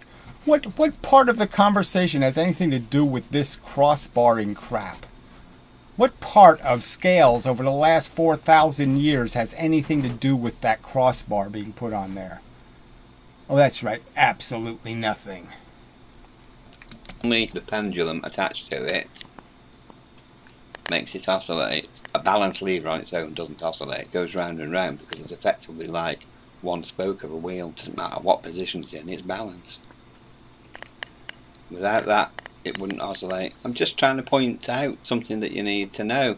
Okay, even Brozo doesn't believe. Okay, so again, nobody would trust somebody who is weighing their gold or something using that as a balance, because it won't work as a balance, because every time the weight moves to one side or the other, it's changing the ratio, the center of mass of the weight is actually changing. So you're changing the weight that's on the horizontal bar when the vertical bar's weight moves. It's just too fucking stupid. It's not a balance now, you fucktard. Levers don't oscillate. Even Brozo doesn't believe that levers don't oscillate. So Okay, even Brozo doesn't believe levers don't oscillate. that's two negatives. Okay, so I In other was words, wrong. Okay, Brozo you're does too believe. stupid. Okay, you're dumber than I thought. Okay, you're really, really super stupid. All right, so go ahead. So I gave you a little bit of credit not being quite as stupid as Falwell and whatever he is, the free energy nut and the other morons you converse with. But apparently you are. And that surprises me, frankly. It just surprises me. I mean, how could somebody deny the function of a balance and a lever? Again, this is thousands of year old technology, and these morons are saying, oh, this is somehow mysterious. There's nothing mysterious. That levers oscillate, you're saying. But you might as well say that Brozo believes that car wheels oscillate. Well, they do if you disbalance them. This is your lever, Gary. Saying that levers are... Right, so the exact argument is I'm saying it's the same weight when you put the object four distances away. So again, it is balanced. It's not an imbalanced wheel. It's not an imbalanced lever. It's not an imbalanced balance. That's the whole point, is that if it's imbalanced, then you can't do the fucking conversion. You can't convert the momentum if it's imbalanced, but if it is balanced, you can perfectly convert the big M and little v into the big V and the little m. But yeah, you have to put the masses at the right positions. Duh. Oscillate is a meaningless thing. It depends on what you're doing with the lever, Gary. You have to qualify what you're saying. Let's understand, it's not meaningless when it oscillates. The oscillation requires you to convert the energy. It requires you to decelerate one object and accelerate the other object at the same time. One is always accelerating while the other one is decelerating. Fuck you, you're an idiot. Saying levers oscillate is a meaningless statement. It's not meaningless when the storage is in gravity. You accelerate one into gravity, they both stop at the peak conversion, and then the energy moves in the opposite direction. So you change the energy from moving from one object going down into another object going up into gravity. You store the energy, so to speak, okay, in your position. Your gravitational position is now the stored energy, and then the energy moves through the acceleration down, which is accelerating the other object up, okay, into the gravity, consuming the energy by going up into the gravity, and then it stops again. So the oscillator is a perfect illustration of the fact that the oscillator could not maintain the energy if it wasn't perfect, in sense of it had the same energy on both sides of the oscillation. You can't have an unbalanced oscillator and oscillate very long, because the energies end up destroying each other or competing with each other. It depends what you're doing with the lever. Whether it oscillates or not depends whether you're doing what you did in your porch with it, or whether you're doing what I did here, or whatever. Yeah, comparing weights and converting momentum. I don't care about converting momentum. The whole point of the videos is to show conversion of momentum. That's the entire point. The entire problem with 1/2 mv squared is, yes, it works just fine as long as it's the one mass giving its energy to one mass. But as soon as I make it a heavy thing giving energy to a small thing, or I make a small thing giving energy to a heavy thing, that's when your theory fails and momentum always works. And that's the fact you're denying. Levers oscillate isn't a principle. It's not a scientific principle. Only in your mind. I find it really weird that you've got this obsession with levers oscillating. It's like the springs oscillating. This is one of the most famous experiments done in physics, okay? It's the oscillator, the spring oscillator. It's exactly the same thing, okay, except you're not doing a conversion. One side of the spring isn't converting, but they've done it on air tracks. So they have the oscillator move in a direction, okay, based on the fact that it's an uneven masses. But if you make the masses even, then it'll just oscillate back and forth, back and forth, back and forth. If you make it uneven, then the oscillator moves. So these are fundamental physics experiments, you dumb fuck. Look up Professor Lewin's Center of Mass oscillator experiments. Fuckhead.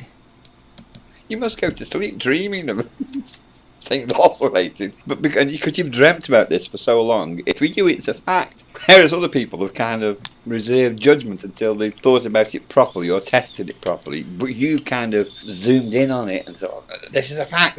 And you do that a lot, don't you? You often reach a conclusion quite fast and stick to it like shit through a blanket, and then we have to suffer it for 2 years of you telling us. Well, of course you shit in your blanket. What a surprise.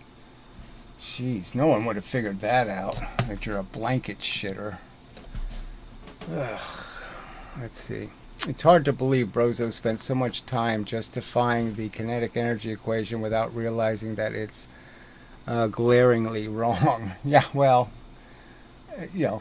and he's continuing to do it. So in spite of all these arguments, having no evidence, I mean, just imagine 350 years. In 350 years, they've been saying it takes 4 times more energy to go twice as fast. And we don't have one fucking piece of experimental evidence. Not one. In 350 years. I mean, that's desperately stupid. Alright, that guy is goofy. What he's saying doesn't make sense. Well, I don't know if it makes sense. It's just so fucking irrelevant. I mean, all of these conversations, again, I mean, at least for a year, I have been making it clear that the real way to understand, okay, this conflict and this argument is just to recognize, this simple truth of what's the difference between mv and 1/2 mv squared, right? What's the glaring thing, okay, that makes it different? Well, this squared term on the v means that now every time I do change the mass of objects, that is it works just fine. If I use a 1 mass and a 1 mass and I do anything I want to these things, I bang them into each other any way I want, this will work because I can't fuck it up, because I'm not going to change the squared term, because the mass will always be the same. So I can't change the velocity because I can't change the mass in the conservation. So it'll always work. But it's just when you do this, right? When you have interactions between small things, the big things into big things, or little things into big things, now they get different answers. this answer you can conserve this and you won't conserve that. You don't have a choice. This always works, by the way. So you always conserve this. This always works. So this always is the quantity not conserved. So, I mean, I played the Professor Lewin clip, and he's basically saying, you know, you can fuck with kinetic energy, but nature can't finagle momentum. That's what he says, because he's basically acknowledging that there is a problem here. All right? And, yeah, the truth is, though, you know, this is... okay, whatever it is. You know, it's something, I don't know, fun to play with? I don't know, but when you get serious, this is what works. And NASA has said the same thing. When shit hits the fan, this is what was, this landed the lunar module on the fucking moon. MV. This did not. It wasn't even in the computer.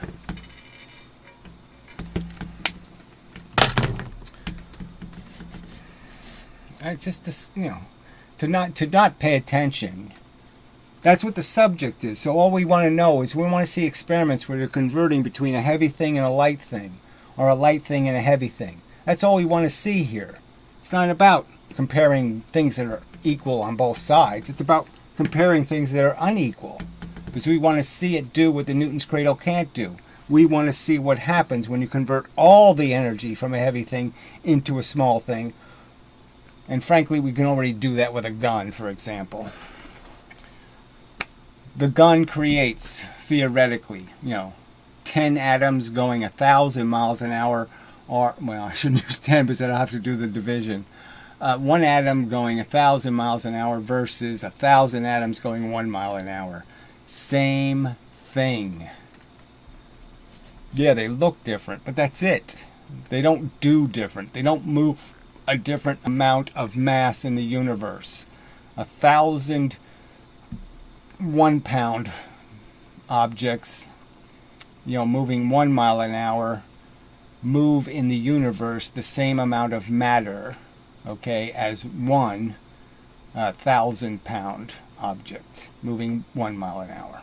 Did I say that right? Well, whatever. This is a factor in the frogs can... Oh, fuck him. Just, oh, God, I hate this fucker. Ugh. Such an annoying piece of shit. What was the stupid fact you went on about 3 years about frogs, how many photons they could see? And when I finally got around to testing your claim, it was bullshit. Alright, so he didn't test anything. There's nothing bullshit. So just more bullshit from his fake, stupid, moronic distortion experiments. That's all he can do is distort the truth. Propagandist. He's just a fucking lying propagandist for nonsense. You'd made it up. Or you'd read it somewhere and you'd not bother doing any research. Sorry, I don't really want to rag on you. Honestly, I don't want to rag on you, Gary. Honestly, I don't want to rag on you. It's rather yes, a I don't care. civil discussion. Okay. So I shouldn't. Look, we've already declared our territory. As I stated, it would be my desire, okay, as part of being right, that you know, they turn your grave into a urinal, because you're just an example of what is wrong with human beings. You're the arrogant shit talker defending nonsense, and you're aggressively doing it by distorting and cheating experiments. You're a dishonest, lying sack of fucking smelly shit, and you should get what you deserve. You're a petty, bigoted weasel. Sometimes it's hard not to laugh when you keep saying levers oscillate as if it's a principle, scientific principle. It's not. It's just something that you become obsessed with, and something which doesn't even happen anyway. But seriously, Gary, I think what you've done is an honest mistake that any of us could have made, or most of us. It's just hard not to laugh.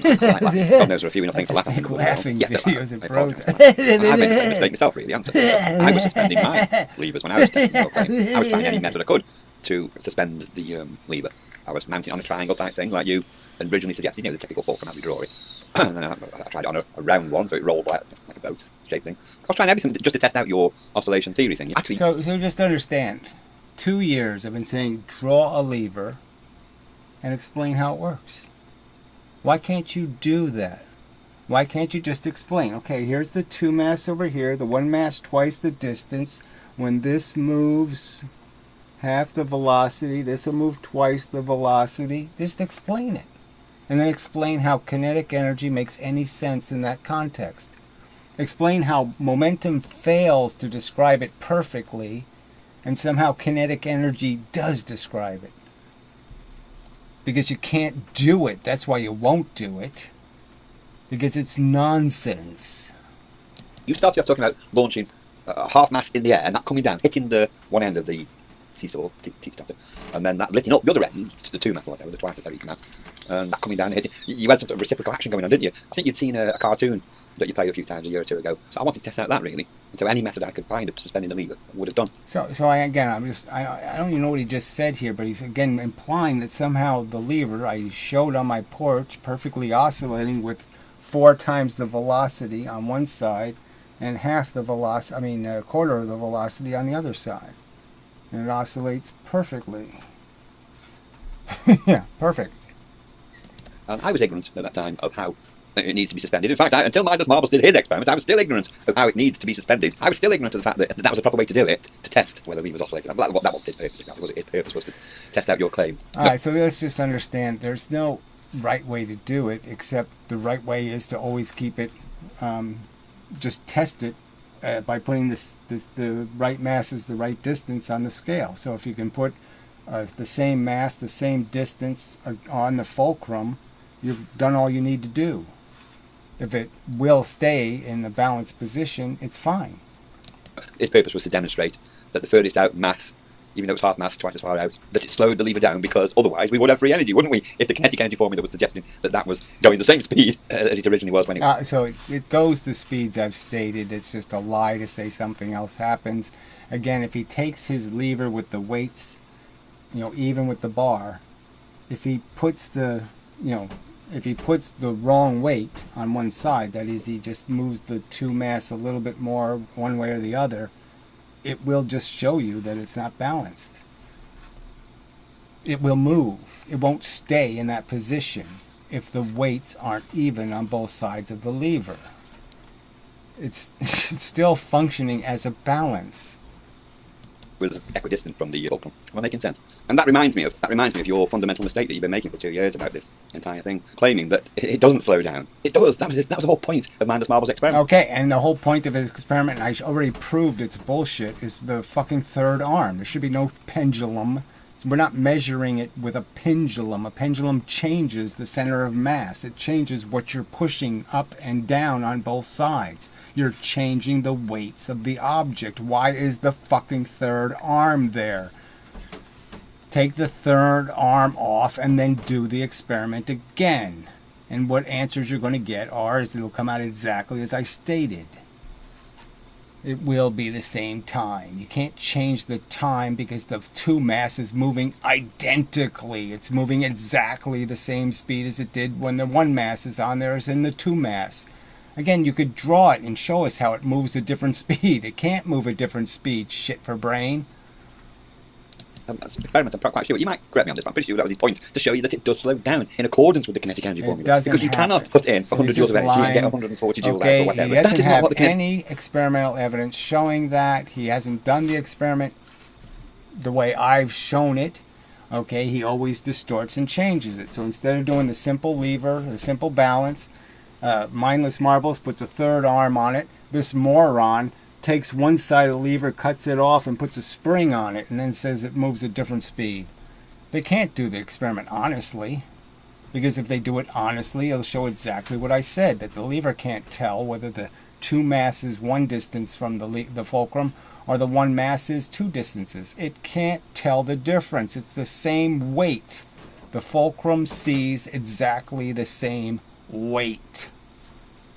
The kinetic formula claims. Only you claim that, Gary, because you deny the fact that the lever slows down under those circumstances. Okay, doesn't do it. It's just a lie. So another fake claim by the fucking liar. Okay. Let's see what we got here.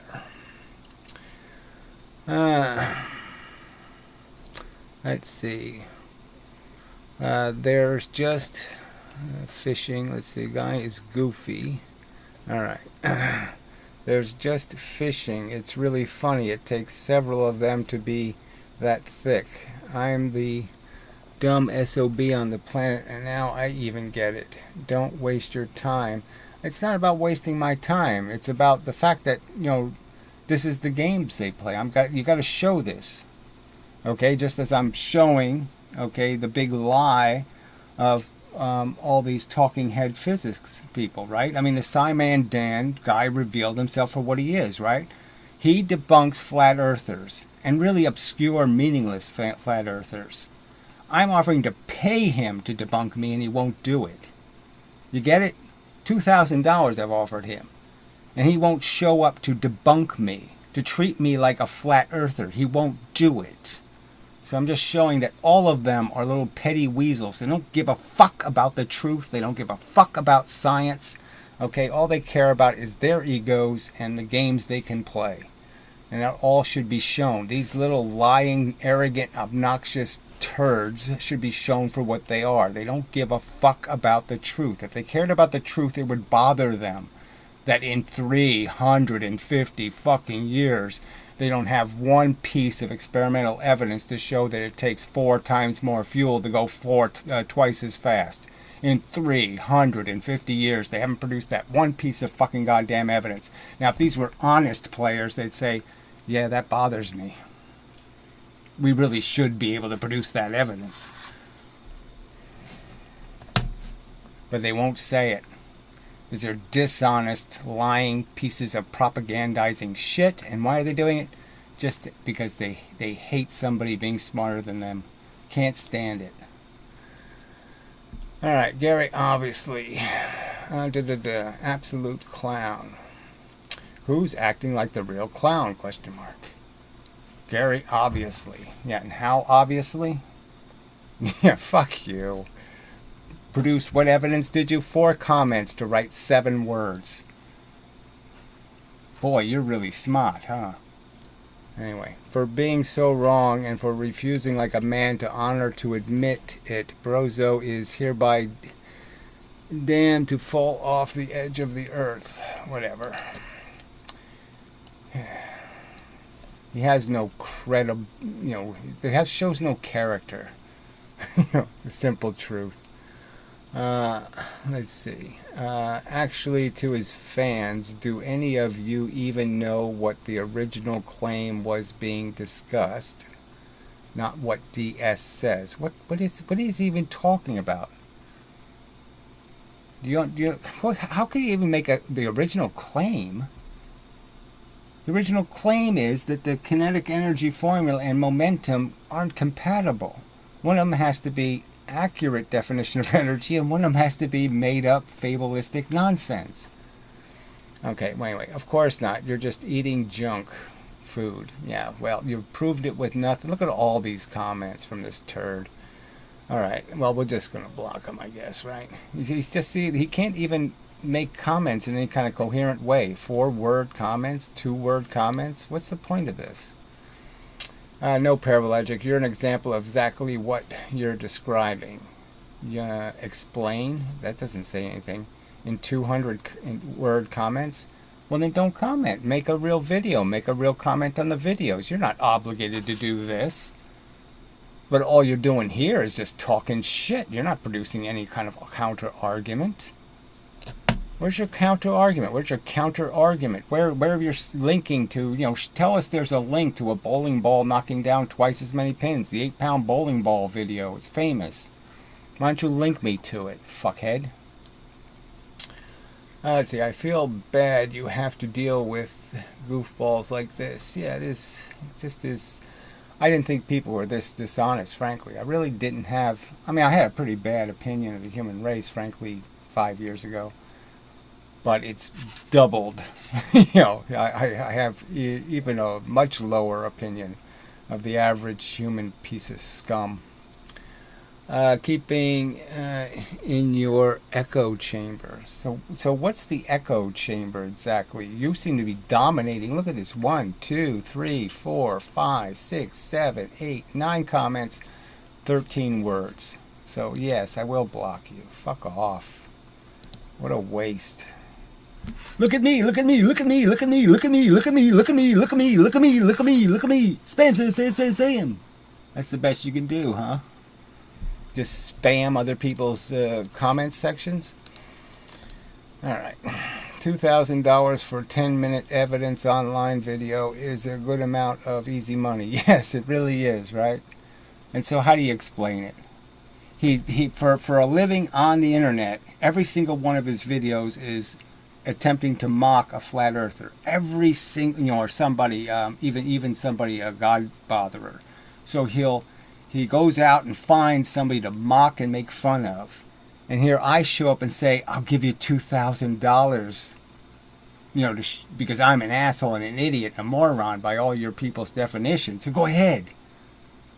Mock me.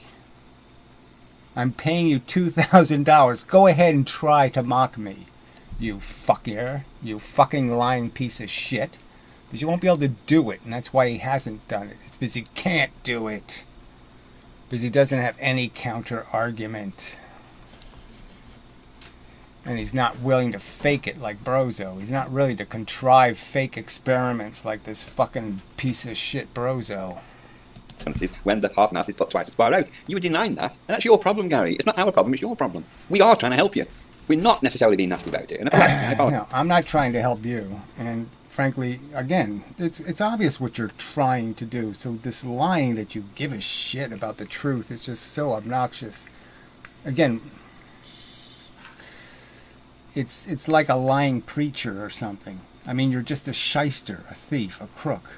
You're not defending the truth. You're not defending the scientific method. You're not defending logic or reasoning or discipline or caution.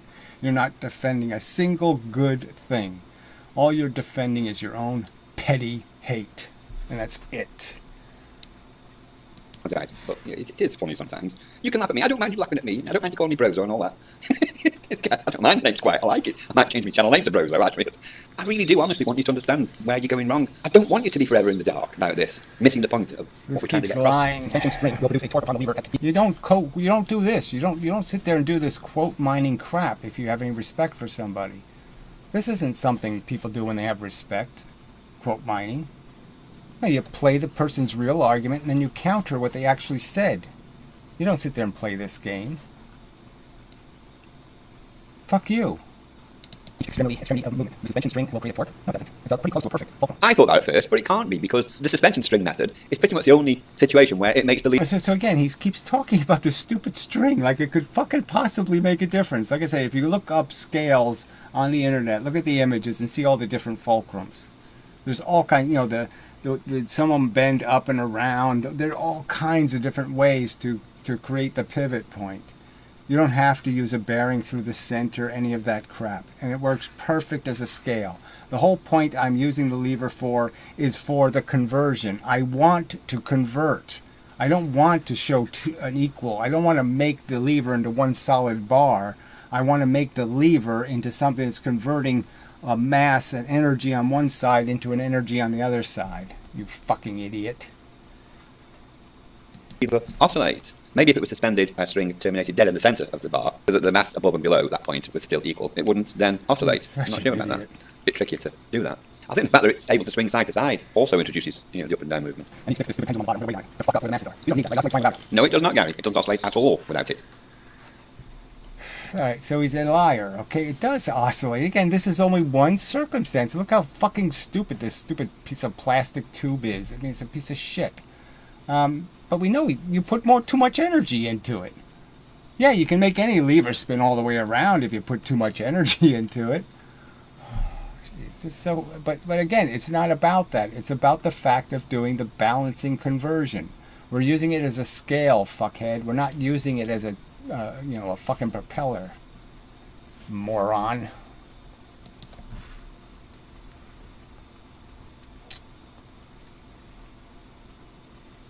The only way we can make it oscillate is if I do put a pendulum on there so that the centre of mass is below that rotation point. So I've got this here, I've got a socket set in the bottom of it. And these are just plastic tubes, which are conveniently the right size to fit these. It's oscillating already, isn't it? Pretty straight there. Now it'll oscillate. Yeah, and it'll do that just fine if I just dangle the weights or I put the weights on top. It'll work just as well. So why do I need to put this extra bar on here? What's the point? you're basically just doing the same thing in the sense that you're forcing the mass to make these, these changes. You're pushing more mass on one side than the other side. But that's it. So what? It doesn't change the fact that the experiment, the lever, conserves the energy. It doesn't destroy it. The energy doesn't get destroyed in the fulcrum. It can oscillate hundreds of times. Okay? So why would I do it the wrong way when I can do it the right way? Because it's weighted below the centre of gravity. If you put an extra weight like that on the bottom of the car wheel, it would do the same thing. This is your lever, Gary. A car wheel would just do the same thing. So he said when he sticks his extra mass on, they don't oscillate the same speed. Of course they don't, because you're not really comparing those two masses. So you can see it when he did the car wheel, right? He put one mass on it and has the one mass going back and forth. He's not converting. He's not doing any conversion. Just cheats, cheats the experiment. And that's another of your obsessions, isn't it? Thinking that people are cheating you, when really they're trying to help you. Some people can't be helped. Liars, if you hadn't put that pendulum on it, cheaters. it wouldn't have oscillated at all, and you wouldn't have learned anything. Well, you haven't learned anything anyway, because you blanked your mind to it. So why don't you show your own video, 1911. Go back to your cue ball experiment. Explain how kinetic energy was shown to be the truth in your experiment. It's great for this dishonesty. I honestly have to say I am just really disheartened listening to this and beaten down. You're a liar, a pathetic one. No, Gary, he's a very honest person. He's not only criticising you, he was willing to criticise Ian when he thought he'd made a slight error. Ian didn't go off the handle and reacting like you. Okay, trying to resurrect something that's obviously wrong and incorrect. Wrong and incorrect. That's a thing. Especially when it was actually correct. And you're doing it by cheating. You can't even be fair to a simple believer. Gary, it's so tempting to start insulting you when you say stupid things like this, dishonest things like this, but I want a different tone of conversation. Oh, well, fuck you, you do. Fuck you, you do. I mean, let's just go back to your channel. Should I just go back to your channel and read the titles on your fucking videos? Fuck you, you lying sack of shit. A tier tire, a scale, a balance. You can't fairly demonstrate one. You have to cheat. And you saying things like this is exactly why people call you fit to burn. I don't know if I want to plough on through this. 3 hours of nonsense you calling people cheats when you are the person who fundamentally misunderstands the most basic science. I'm not calling you stupid. I don't think you are stupid. No, you're a deceptive liar, okay? Just draw the lever and explain how it works. When the weights are dangling below the lever, just explain how all the energy is lost or it disappears on one side and then it reappears on the other side. That's antimatter or dark energy or whatever your fucking babble is going to be. Momentum perfectly explains the lever. Kinetic energy perfectly doesn't. It's just a fact. Explain how when you drop a weight 4 times the height, it weighs 4 times as much. Show us that experiment where 4 times the height, it weighs 4 times as much when it hits the scale. Show us. Because when I did the experiment, it's only twice. Fact. You do have intelligence, and you do have tenacity. You do have some good points. You are you are an interesting person up to a point. Yeah. But well, all of this doesn't mean anything, okay? Because all you've done is propagandize against me and lie and do all this bullshit. So fuck you. Fuck you. You're a liar, a slanderer to boot. I mean, you've made this accusation. You have some sort of evidence that when my internet connection, the stupid internet company broke my account and I couldn't get it restored for 10 days, you made up a whole fake lying story that somehow I was evading your moronic, disgusting video. You have no right to make up stories like that, you fucking weasel. It's people's goat is when you are so quick to judge other people before all the facts are properly in. And I'm struggling for words today. Because I'm trying not to be horrible to you. I'm trying not to. I'm sorry, you've been doing this for 3 fucking years or more. Okay? What the fuck are you talking about? You're going to try to tell some fake story about your intentions? Clear, your intentions are written all over your videos, you fuck. Call you all the names under the sun. But when I hear you accusing honest people of cheating, repeatedly, it's not like you say it once, you say it twice, 3 times, 4 times, a dozen, 24 times. You just go on and on and on for 2 years, more than 2 years, insulting people, blackening their character, and having your fans. Yeah, because they're saying they're doing the experiment I dictated, and are they doing it? Putting a third arm on the lever, is that anything to do with any of my conversation about levers and how they work? Does that have anything to do with the conversion of the energy? No, nothing. Does it have anything to do with any common use of a lever to do a momentum conversion? People use levers to convert momentum. Fact. Well, you can see that's exactly what they're for, is converting one momentum into another momentum. period. That's taking the tool's advantage. That's putting it to use. That's why levers work, is because you're converting a long velocity into a shorter, higher torque. That's what it does. Is that a fact or not a fact? And where does putting a third arm on that lever have anything to do with anything I've argued for 2 years? Well, that's right. It has nothing to do with it. You obviously know nothing at all about physics, mostly anyway. I'm sure one or two of them know a bit. But you blacken honest people's names, intelligent people's names, gaining support of... I don't even want to call your fans idiots or anything like that. I don't want to sort of... Okay, it doesn't matter, right? There's going to be a winner and a loser here, okay? I intend to put you on the proper ash heap of asshole, all right? And I hope you get what you deserve, okay? Which is to be thoroughly punished for your bad behavior. Your friends are slandering, lying pieces of scum. They'll invade my privacy. They'll play games with my family members. That's their game they're playing, okay? And it's a game you've endorsed. You've commented on their videos. You've endorsed their behavior. So there's no doubt about your crimes, okay? So fuck you. I owe you nothing, okay, but contempt. You have earned nothing but my contempt. All right? I wish you no well, fucker. I'm trying to stay away from all the insults, really, if I can possibly help it, but it's so difficult when... Do you actually want people to insult you? Is that your purpose? Or are you trying to instigate a fight? That's what I want you to draw a fucking lever on a board and explain how it fucking works. Fuck. God damn. I want you to draw Professor Lewin's experiment on a board and then explain how... Yeah, you get 133 momentums this way and 33 that way. That's right, you get a free 66. You get free energy. Because, yeah, we have free energy. Don't we all have free energy? That's what I want you to explain, fucker. I want you to explain why in 350 years you can't show me it taking twice as much fuel to go twice as fast. 4 times as much fuel to go twice as fast. You've had 300 years to do it. So that you can go down in history as some sort of controversial figure. Because that's the only real reason. That's the only reason people will remember you after your death, I think. I don't think they will, really, but you seem convinced people are going to remember you for good reasons. Gary, I absolutely promise you, hand on heart, that's not going to happen. You'll be forgotten as quickly as anybody else, especially when people look at your track record. Oh, gee, Brozo's opinion. I'm so worried about Brozo's opinion. No, I'm not. The evidence is glaring. It's glaring, okay, evidence. Like I said, the argument I made today about the fact that you can just sit there and put 2 1 masses on a scale and get the scale to weigh the same as the thing dropping 4 distances. 4 times the distance and you only get half as much energy somehow. Why? Oh, because, yeah, momentum works. It's only twice the velocity, twice the weight, twice the time. Why do you think it's 4 times the energy? Can I ask that question to you? Twice the velocity, twice the weight, twice the time, and you say, I'm being an idiot because I think that should equal 4 times the work. No, I don't think so. Of being incorrect on physics matters. Your philosophy, I don't know about that. I don't want to get into that. That's a whole different ballgame, isn't it? Clearly, your experiment is designed. Okay, clearly, we're talking about levers all the time. Why do you put pendulum hanging from the lever? Why do you put your weight into the experiment so you're doing the same experiment? Because it wouldn't move otherwise. That's the only way of making it oscillate. In his today life, he has conceded he doesn't understand why your lever lost energy. Oh, so you do acknowledge then, Gary, that it slowed down. That's good. So you do acknowledge that it slowed down. Right.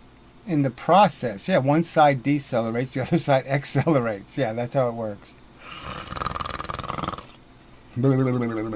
It slowed down. Oh, I guess he means in his experiment. And I said, yeah, I have no explanation for that because it frankly shouldn't happen.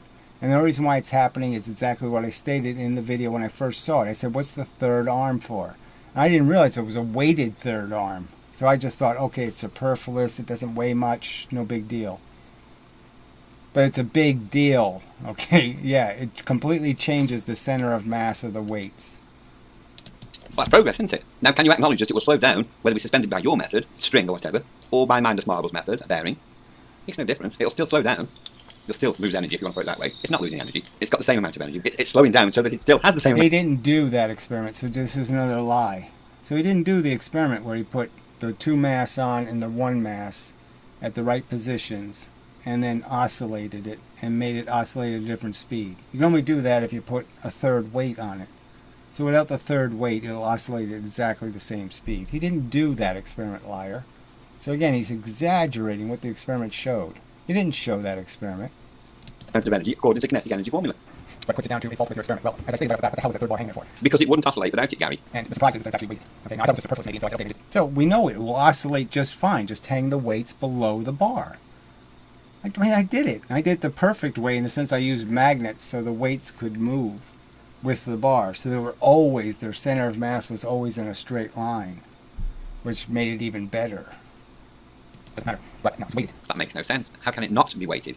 Everything has weight, everything has mass. Yes, without any weight above or below, the wheel will simply rotate in a circle, which is just an insanely silly comment. It's relevant to mass that's, obviously you're comparing two masses, so you have to have some way for the gravity to see the difference in the masses. And that's the whole point of hanging them below or having them above, is it changes the angle at which gravity is pushing on them. Alright, yeah, there's not that much more. Let's just see. We'll see if there's any comments worth mentioning. Alright. Let's see. In the lever experiment on your porch, what is the weight of the bar? The bar is 1/10 of the weight of the weights, let's say. It's a hollow steel bar, weighed very, very little. And what's the weight of the, I don't know what this is, the magnets? Yeah, they're like 10 times heavier. Yeah. They weigh more than the bar weight. Let's just put it that way. So the total weight of all the masses might be, you could say, was a 10. Then the bar might weigh a 3 or something like that. I don't know. But it's not enough to be, it doesn't change anything. It's enough of an irrelevancy not to be relevant.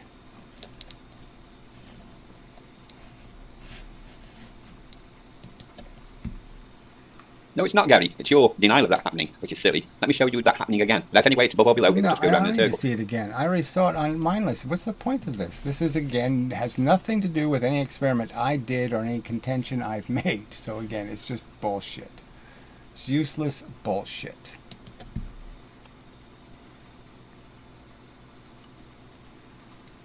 I thought you said it wouldn't do that, Gary, because it's effectively like the spoke of a wheel.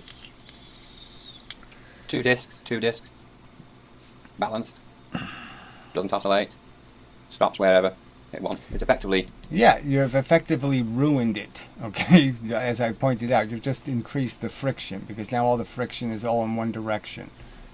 But that doesn't mean anything, frankly.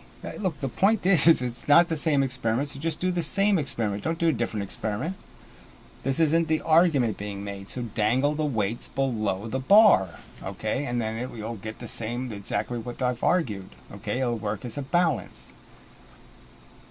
A reliable balance. A scale used by doctors to measure people's weights. It works.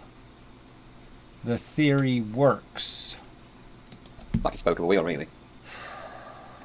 This is your lever, Gary. No signs whatsoever of it wanting to oscillate.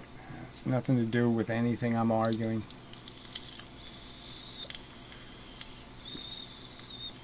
It won't happen. It just did. That's not how a balanced lever works. Alright, so let's just explain it one more time. All he's doing is saying, like, look, if you dangle the weights below the bar, okay, then it can do this tipping thing.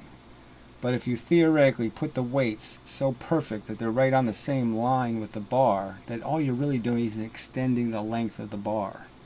So you're just making a stick. You're making the stick longer. But you're not really making a comparison between weights on the two sides of the lever. Because it's the same weight on the bar. The bar can't tell the difference. So you need the things to be hanging down, because when they're hanging down, the length of this total line becomes different for the two sides, and so the center of the mass is a little bit different, and that's what forces gravity to balance the objects. Oh, you're obviously wrong, aren't you, man? Test it yourself. I think you believe the balance lever will oscillate given any disturbance. You're obviously wrong. Nope. Test it yourself the way I drew it, the way I displayed it on my porch. Test it yourself. I did it on my porch. There's no disputing what took place. The one mass moved 4 times the velocity. The 4 mass moved 1 velocity. There's no disputing that. So explain how kinetic energy says that makes sense. It makes sense with the kinetic energy formula that I have 400 joules on one side and I have 100 joules on the other side. Explain that. And you won't do it. In 2 years of me pleading for you to do it, you won't do it. Gary, you did a different experiment. You did this one. I didn't do that one either. So again, that's not what I did. Yes, exactly what it does. If you suspend it above the center of gravity, which is Ian's point. Any amount of energy you put in, more oscillate. The more energy you put in, more oscillate. If you suspend it above the center of gravity. Not complicated at all. Too complicated for you. Why haven't you graphed it yet? You also believe that the spring will deliver double velocity to the one mass double distance. Yes, you keep failing to understand that it slows down half mass at double the distance. Now, what you don't understand is that your bearing, okay, is better than his bearing. That little piece of fishing line is a much better bearing. It's absorbing less energy. It's almost impossible for you to create friction with that little thin line. So if you would have done the experiment with that little thin line, right, where the hell is it? Which is Ian's point. Any amount of energy you put in, more oscillate. The more energy you put in, more oscillate. If you suspend it above the center of gravity. Will oscillate if given a disturbance. The point is, I have good reason to believe because I've done it. No, Gary, you did a different experiment. You did this one. So this one he has on a string, right? Now if he would have done that, all right, then he couldn't stick it in any position. Because the fact is the fulcrum can't possibly create any friction. It's not enough of a fulcrum. There's not enough energy for a friction because it's on such a tiny little fulcrum. The fulcrum is so thin, so small, that you can't create enough friction to stop it from balancing. And that's the difference, fucktard. Ugh, God, he's an idiot.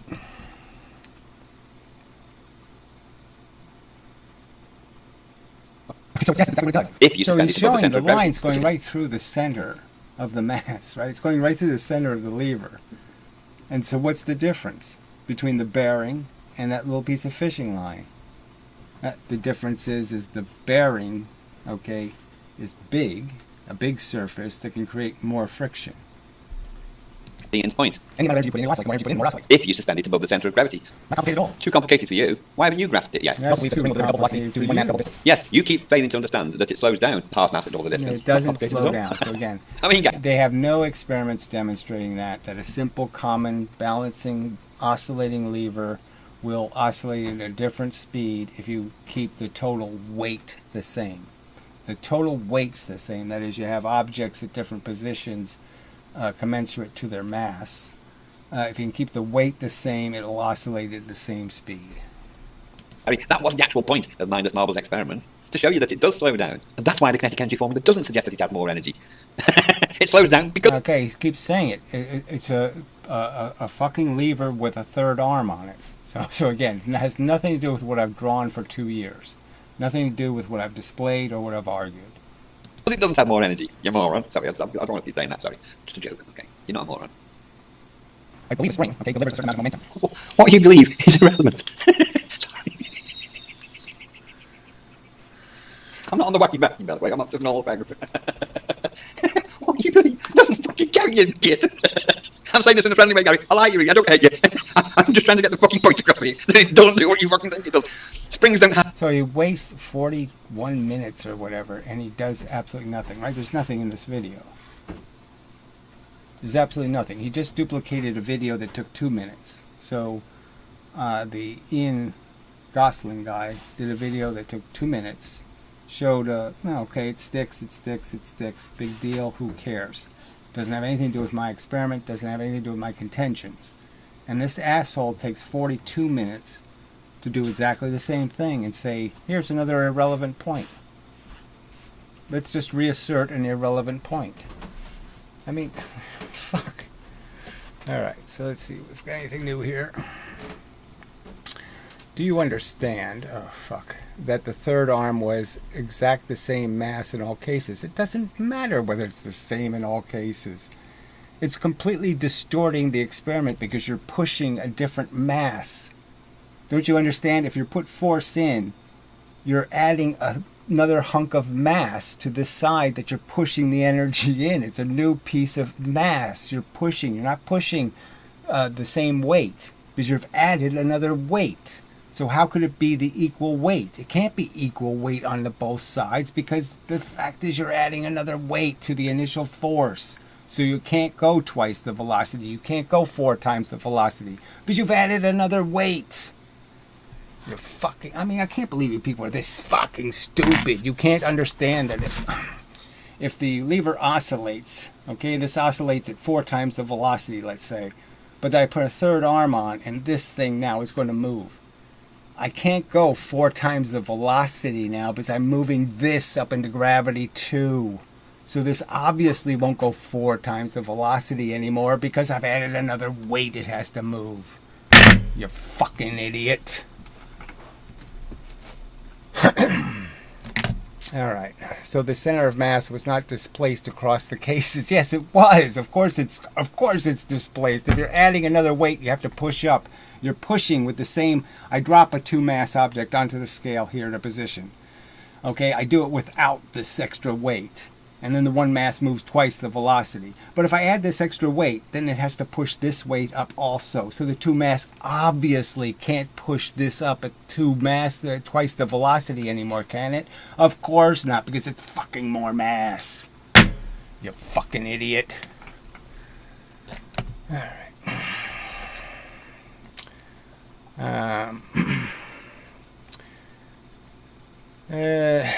Mr. Monk and the stray cats. Well, you know, not a great name.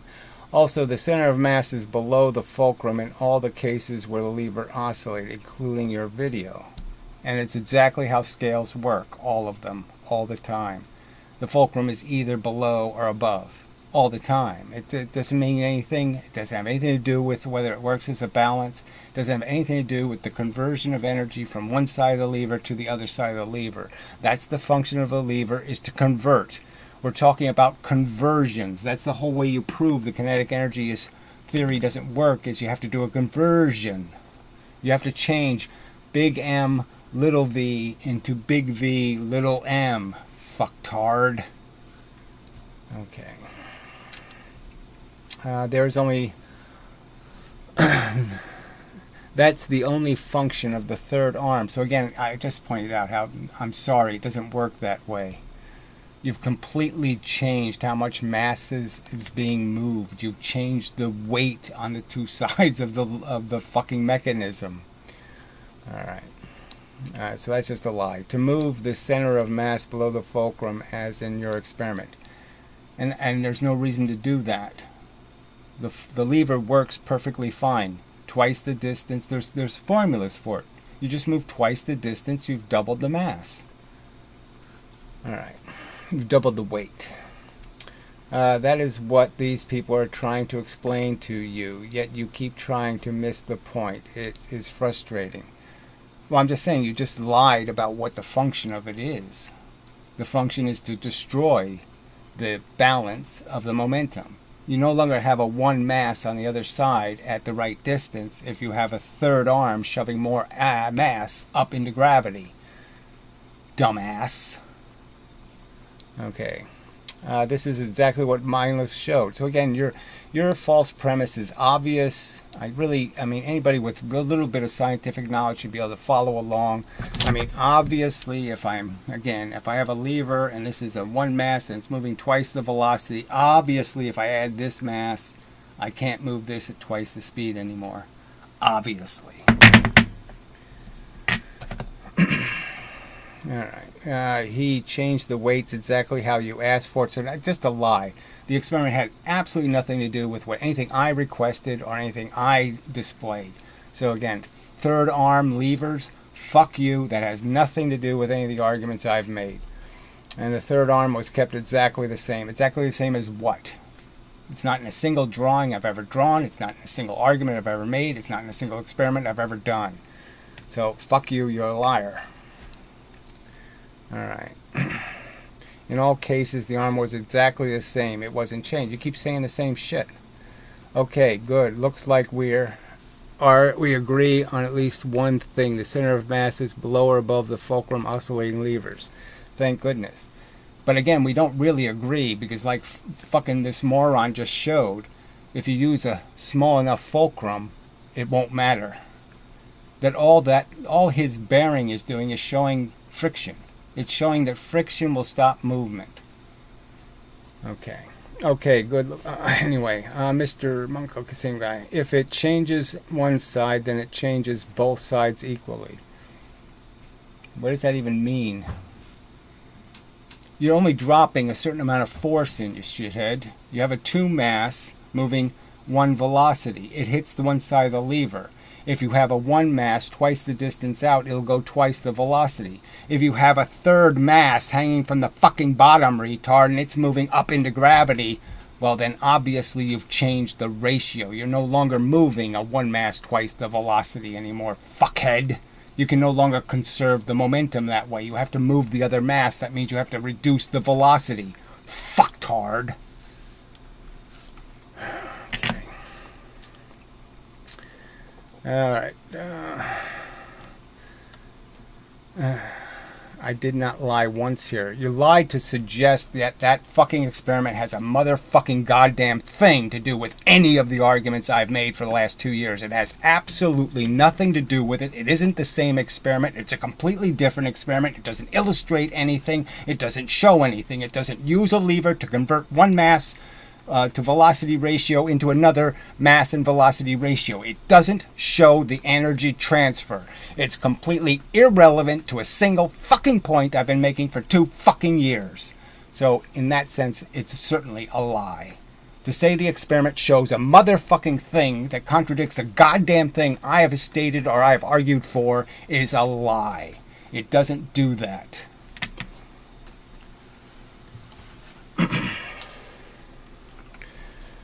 Any lever will have a calm below the fulcrum. So then your argument applies to them as well. A calm below the fulcrum. Why can't levers use bearings? There's no law against using a bearing through the middle of the lever. The argument is that maybe, okay, if you don't have unequal masses or weights on that lever, it won't do anything. Duh.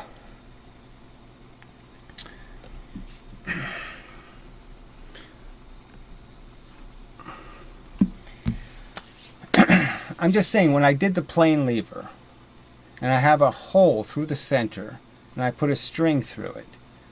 Now you could argue I'd have to put the hole below, a little bit below, to be right in the center of the lever. So I guess I could try that, drilling an uneven hole, so it's below the, so it ends up being the very center of the lever. But I'm just saying, the lever with no masses on it still oscillates. I can still put energy in one side and it'll oscillate fine. So the argument is to you.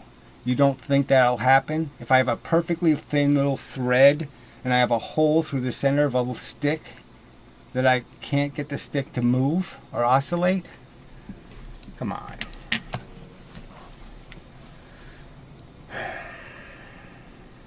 But it doesn't matter. Do you really think this point means anything? Like I said, even if it's true that if it's perfectly symmetrical, it acts as if there's no weights on either side. Fine. I'm not arguing that. I'm arguing about using the lever as a scale. So think of it the traditional way, with the little baskets hanging down, and we're going to measure the weight of things. We're testing things' weight. That's the only part that's relevant here. Shit. Mass and velocity. Yeah. Back to the shit. Momentum.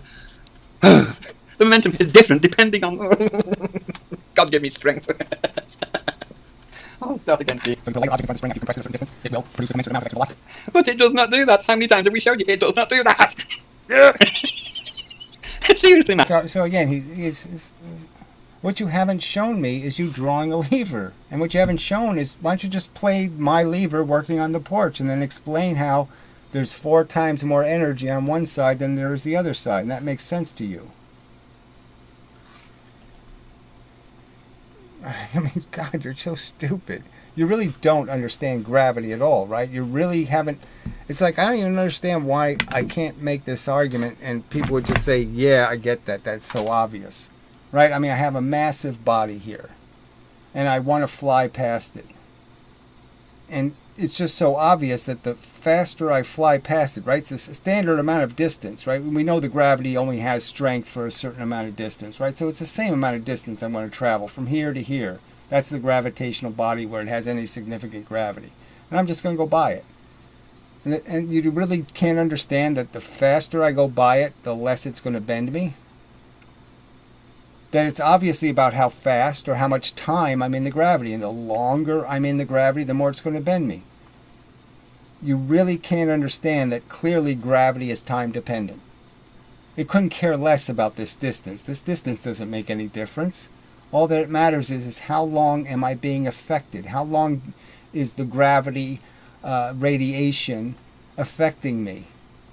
So no matter what you think gravity is, whether you think it's a bent geodesic or radiation or I don't know, who cares, whatever, you do understand it's about how long you're in its presence, how long you're free falling, allowed to free fall in it. That'll decide how much you're bent. You can't get how obvious that is.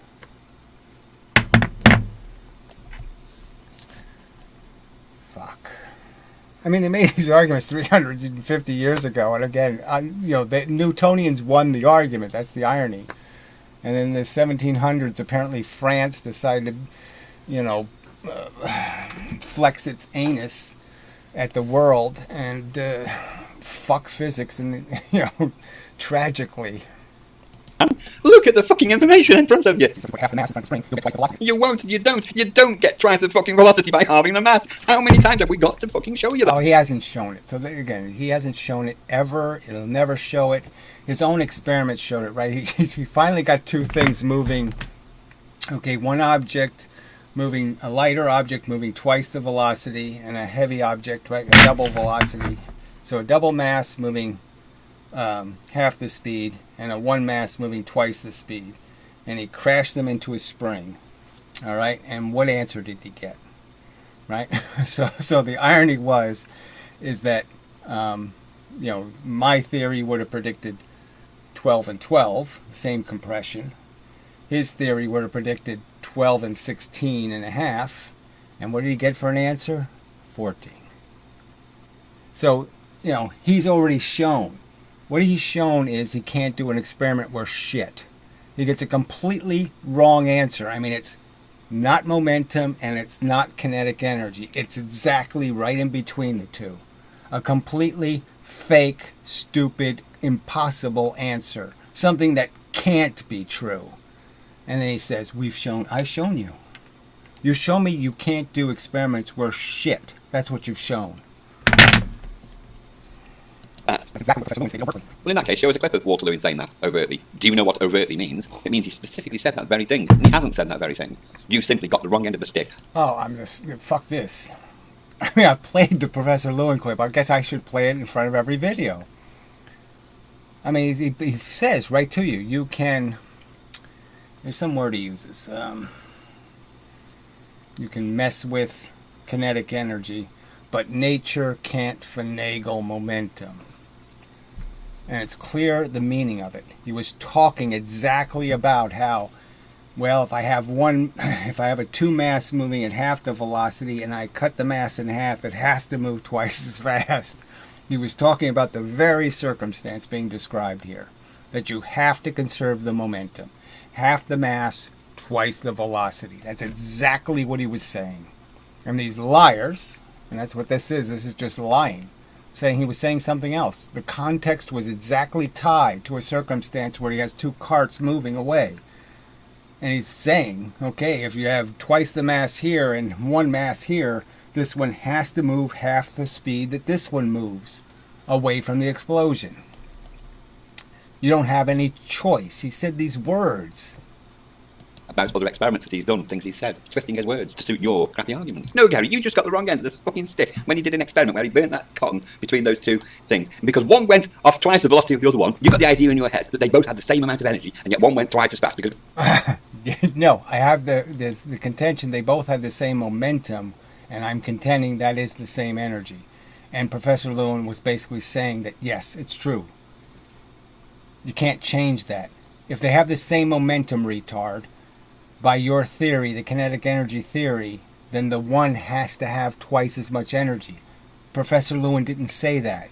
He didn't say you can finagle momentum, but you have to conserve kinetic energy. No, he said the opposite. It was half the mass. No, that wasn't why it went twice as fast. It went twice as fast because it didn't get half the energy of the spring. The energy of the spring wasn't distributed evenly between the two masses. It went twice as fast because it took up more of the energy of the spring than the other one did. In that circumstance, you can view the two masses. So it didn't happen, but whatever. Blah, blah, blah, blah, blah. Says you, Brozo. No evidence, blah, blah, blah. If it was like a brick wall and a ball bouncing off it, the ball would be the one which has the most energy, not the wall. I can show you. You can show me. Yeah, go ahead. I've already requested it 4,000 times. Please, show me. Show me. Show me how energy is distributed. Okay? And show the difference between elastic and inelastic. So you just said something about throwing a ball against a brick wall. Well, yes, if you throw a rubber ball against a brick wall, then the energy goes into the collapsing of the ball, and then when the ball re-expands, okay, it's going to give back the energy to the ball that can move and not the wall that can't. But make the wall movable, do it in space, and what'll happen? The ball will bounce back with half the energy, and the thing you threw it at will move away with half the energy. And that's a fact. That's actually happening with a simple experiment. Let me show you. Here is Walter Lewin's demonstration of one mass and a two mass being pushed apart by a spring. Now this is the same experiment done with tin cans. Oh, brother. I mean, too fucking stupid. So we're back to the friction argument. He still doesn't understand friction.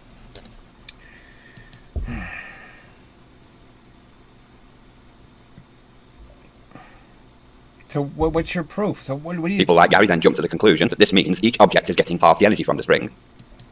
Well, it can't be any other way, frankly, okay? If it's moving, it has to be half the energy because it's the same momentum. So I'm just saying that, yes, how can you make it otherwise? Half the amount of stuff is moving twice as fast. Hello?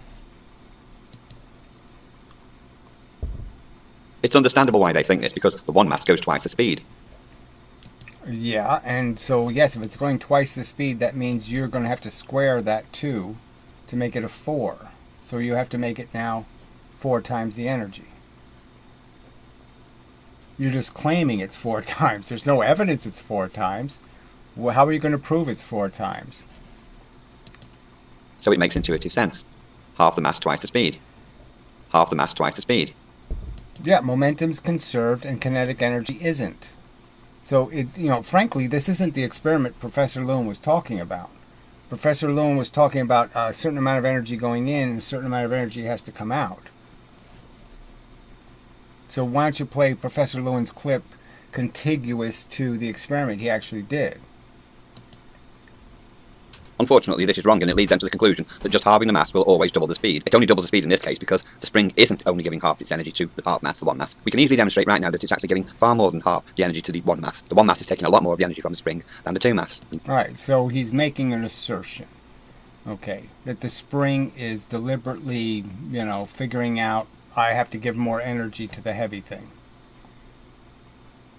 Yeah, or to the light thing, right? Yeah, it has to give twice as much energy to the light thing. And so how does the spring know how to do that? That's why it can go twice the speed. So if that one weighs 243 grams, 485, well, that do you. 25 centimeters to this, 25 centimeters.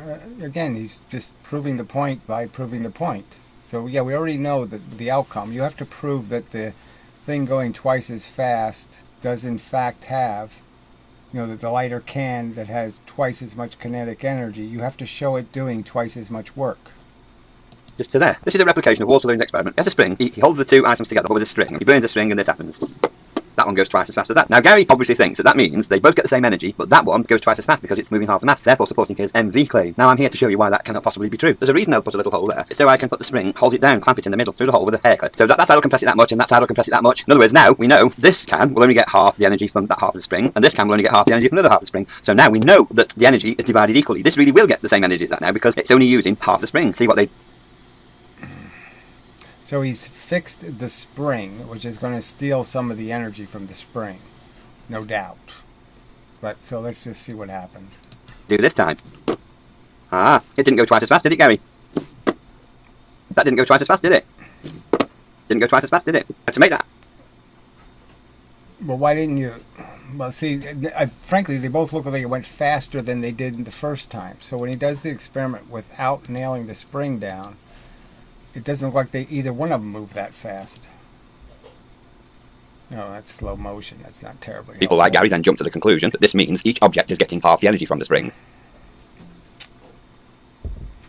It's understandable why they think this, because the one mass goes twice the speed. Well, we have to see it regular speed, don't So we? it makes intuitive sense.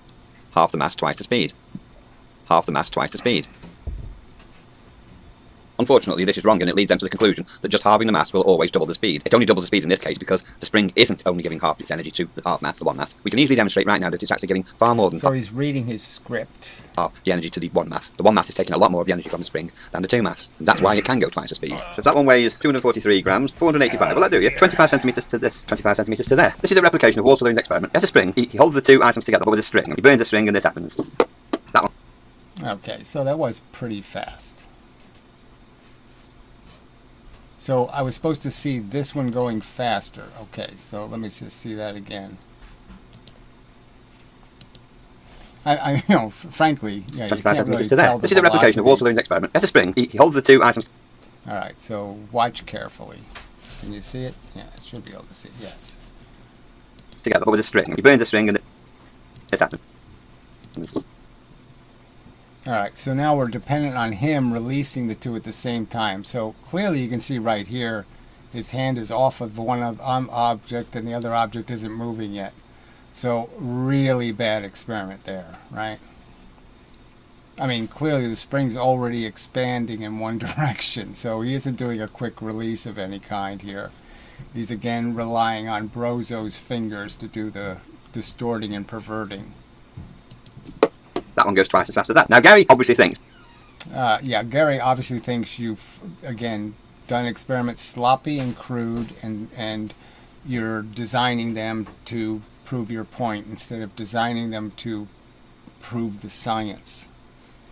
So that means they both get the same energy, but that one goes twice as fast because it's moving half the mass, therefore supporting his MV claim. Now I'm here to show you why that cannot possibly be true. There's a reason they'll put a little hole there. It's so I can put the spring, hold it down, clamp it in the middle, through the hole with a hair clip. So that side will compress it that much, and that side will compress it that much. In other words, now we know this can will only get half the energy from that half of the spring, and this can will only get half the energy from another half of the spring. So Okay.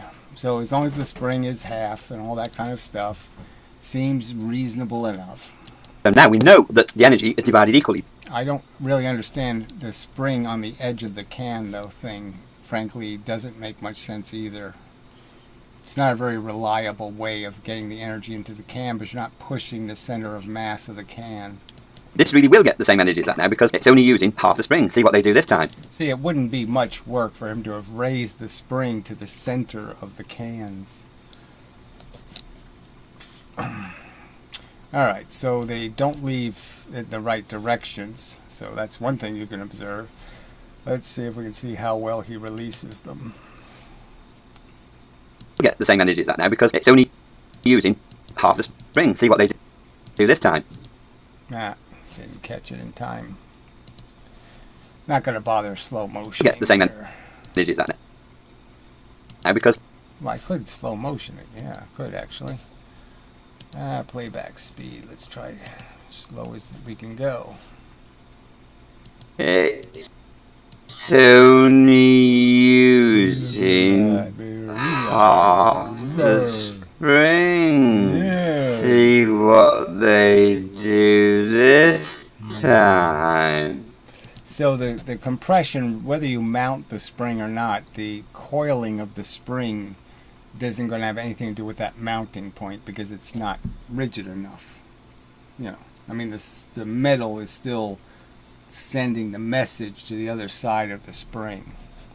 He should be using two independent springs, right? Yeah.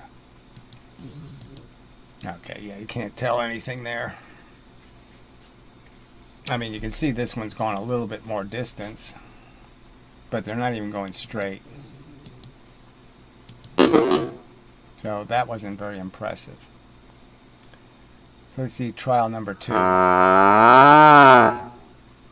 It didn't go twice as fast, did it, Gary? Maybe you gotta do it better than that. Alright, so let's see if we can catch the release point. Right.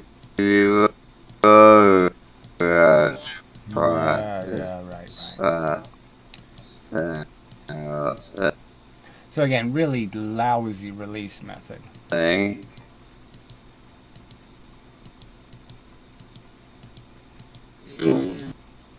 Okay, so definitely this one went first, but we'll see.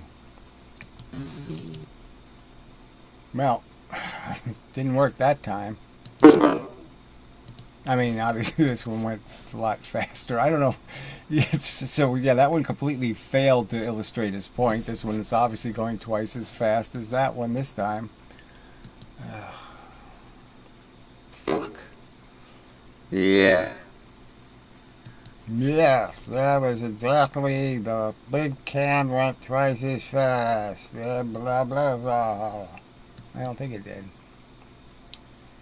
Right, well, wait, let's see. Maybe this is the one with the spring mounted properly. Or best. So they're not smashed together yet. And they're smashed over the line. So let's just understand. So he's got the big can pushed over the line. I don't think you're supposed to do that. So the obviously the spring compression is greater on the one side because he's rolled the big can over the line a little bit, meaning it's got more spring compression because the spring has been physically pushed in the other direction. Not a scientific experiment. I mean, it's really just useless. It's so sloppy. Oh, thank you. What a retard. Okay, what do you got? Well, it's going twice as fast again. So what's the point of this? I mean, your own experiment is showing you wrong. Again.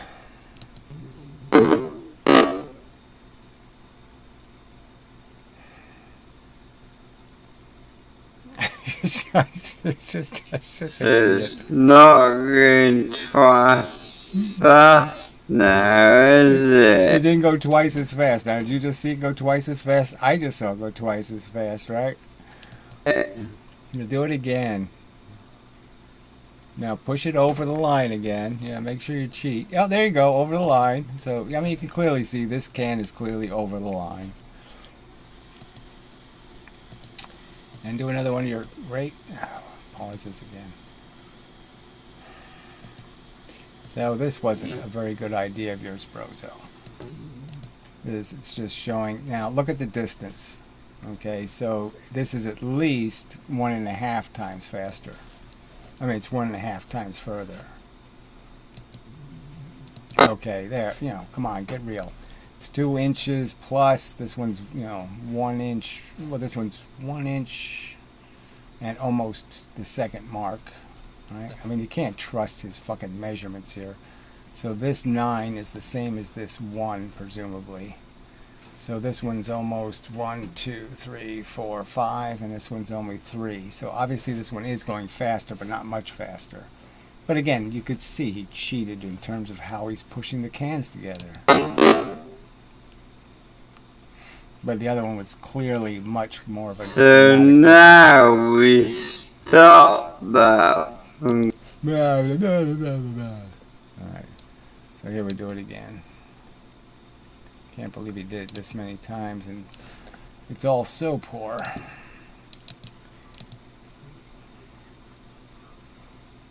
It's not even the middle of the can. Look, he can't even figure out that he should have the spring in the middle of the can. So now he's turning the can, which is really going to cheat the measurement. It's going to look like the can's going faster because it's one end of the can's going faster than the other end of the can. Ugh, idiot. Way over the center line again.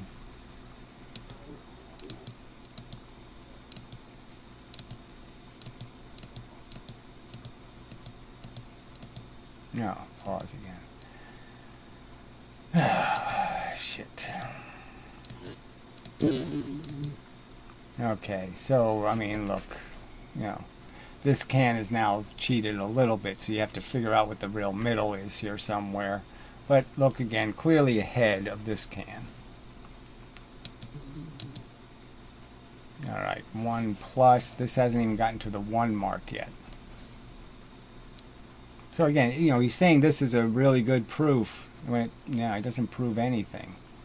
It's a piece of shit. Another one of his shitty, crappy, cruddy, horrible, awful junk experiments. Just noise. Just create noise. Make enough noise, and then you can have your bullshit. This is what you call smoke and mirrors. This is just creating a distortive environment, you know, so you really can't see the truth. And that's all these people are trying to do. Third arms on levers, little bullshit, distractions, distortions, to try to, you know, propagandize for a fable. They're just gluing horns on horses and calling them unicorns. And again. So right here, it's really, you know, you can see a huge difference. This is definitely twice as fast here now. Way ahead. So it's not way ahead. It's ahead. So, but then we get into the whole argument about frictions and other things too. But clearly no conservation of kinetic energy is being displayed. Okay. Now it's only going a tiny bit faster. Yeah? Fucking moron. Didn't check to see where the center line was, but I'm sure he cheated it again. Alright, so this clearly hit the wall much sooner than this did, blah blah blah. So we'll just go back to regular speed, be done with this, get this over with. Fucking idiot. Well, we probably should just go to 1.5. Not twice as fast. Okay, let's go back to how it was. Back to Walter Lewin's experiment now. Yeah, crooked. Twice as fast. And the spring always ends up that side. So again, you're not disagreeing with me. Yes, we are. You're disagreeing with Professor Lewin because you're too cowardly to say you think he's a bad physicist. No, Gary, you're grasping at straws there. The only negative thing I'm not grasping at anything. You, again, can't prove anything. Look, he's smoking real cigarettes. I mean, the price of cigarettes, amazing. I would say about Walter Lewin is that occasionally, like this It must be a familiar fucking there. instance, he hasn't explained things as clearly as he possibly could have done. But he's working under a very tight time constraint, isn't he? Oh, yeah, right. So more lying, right? Okay, so Professor Lewin fakes an experiment. He won't just admit the truth. It was completely fake. Okay, the clay shouldn't have been there. There was no clay on the other cart. There's not the same pieces on the other cart. It couldn't possibly have weighed twice as much. And you can't just admit that now there's no way that other cart weighed twice as much. Just admit the truth. He faked the experiment for the purpose of a demonstration. Okay, he didn't do a scientific experiment. He did a piece of propaganda for an audience. That's all he did. He showed them a trick. He didn't do science. He doesn't have time to go into every single... He couldn't make it work. It's that simple. It doesn't just work. It didn't. If you just do it right, it doesn't work. You have to do it wrong to make it work, to fit the math. Because the math is nonsense. Because the math is a free energy formula. And no other experiment illustrates it so perfectly. Again, do you morons really believe? I mean, you're really this stupid. Okay, I have something moving in this direction with a certain momentum. And we'll just call it 100. And it hits something else, and it leaves with 130 momentum. That is, it weighs more. So it weighs 100 pounds when it goes into the box, the experimental box. It can hit with a force of 100 pounds. If I banged it into a spring, the spring says 100 pounds. It comes out hitting the spring with 133. And there's another piece coming out this way, okay, and it hits with 33 going this way. And you morons think that's possible.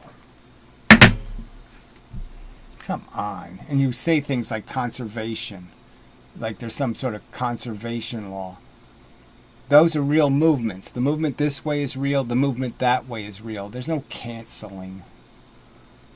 tiny nuance to cater for people like you who are going to dream up alternative explanations of what he's saying. Walter Lewin could have explained what I've just explained. He could have clarified that... You didn't explain anything. You showed us a really crappy, shitty, moronic experiment done under really crappy, uncontrolled conditions that proves absolutely nothing. The one mass didn't get the same amount of energy as the two mass from the spring, because the spring effectively used the two mass, the larger mass, as some... Yeah, again, the same argument would be made if you used any spring. Just use the same spring, compress it the same amount, put a one mass, it goes twice as fast. I think Professor Lewin would say that. You know, if we were at liberty to ask Professor Lewin, what happens if I take a spring, Professor Lewin, and I compress it 1/2 its compression? And then I put a one mass in front of the spring, and then I let it go. And then I compress the spring 1/2 its compression, and I put a 2 mass. Professor Lewin's going to tell you the 2 mass is going to go 1/2 the velocity, Brozo. That's what he's going to tell you. Same force, okay? It has to create the same momentum. Nature can't finagle momentum. To push off, to push the one mass. Yeah, physics topics are difficult to explain, which is why you're in this mess of inventing your own interpretations of what he's shown us. People can't explain absolutely everything to you. Anyway, I think I really had better leave it to that, because I've already added an extra topic and I didn't really intend to add in. I don't want to try and deal with too many things at once. Swear on my mother's life and all that. The only reason I want you to achieve this understanding is not so I can win the arguments. Yeah, I like winning arguments. Who doesn't like winning arguments? I don't like losing arguments. Who does like losing arguments? Nobody. I understand. My must be like in your minions are position going where to you piss nailed on your your colours to a graves mast or for whatever the phrase is. eternity. And at some point you're going to have to either climb down or die looking wrong. I'm not going to change your mind. You made your mind up long ago. Yeah, when you that's utter right. the word You belief, can't that's change a my clue as mind to your with problem. The fact that you believe non-evidence. things. Belief shouldn't Show really be me part of it taking 4 times more fuel to go twice as fast, and then you can win the argument. So just show me. lexicon of physics. I don't Show me it taking 4 times more fuel to go 4 times higher in gravity. Show me. That's how it works. That there is no efficiency. No matter how high I go in gravity, I don't get any efficiency. The higher I shoot for, I pay exactly the same amount of gallons per mile. No matter how high I shoot. When NASA's going to tell you that, no, you get much better fuel economy the higher you shoot for. The faster you can get off the ground and get going, yeah, the less gravity you're going to have to fight. We should trust what we see. We should trust what we have tested, not what we think should happen, because it makes logical sense to us. There's so many things in nature that don't make logical sense, but you try to apply logic. There's plenty of times when I could have agreed with you, yeah, that sounds logical, until I tested it. Yeah, I would have thought that the spring had apportioned the same amount of energy to each object with 2 masses and 1 mass. You didn't test it. You never done a single test with an honest intent. You just gimmicked everything. And yet, clearly that isn't the case. At least I'm giving you something to talk about. Yeah, not all bad, is it? At least when we argue with you, we're giving you something to bounce off. So don't be too hard on us, Gary. And same here. I'm glad that you're putting out these videos. Fuck you. It gives us something to bounce off. It's interesting. I like talking about these things. I like testing these things and examining them. And it is interesting. So thank you. Bye. Yeah, eat shit and die. Fucking monster. Alright, anyway. Let's see what we got.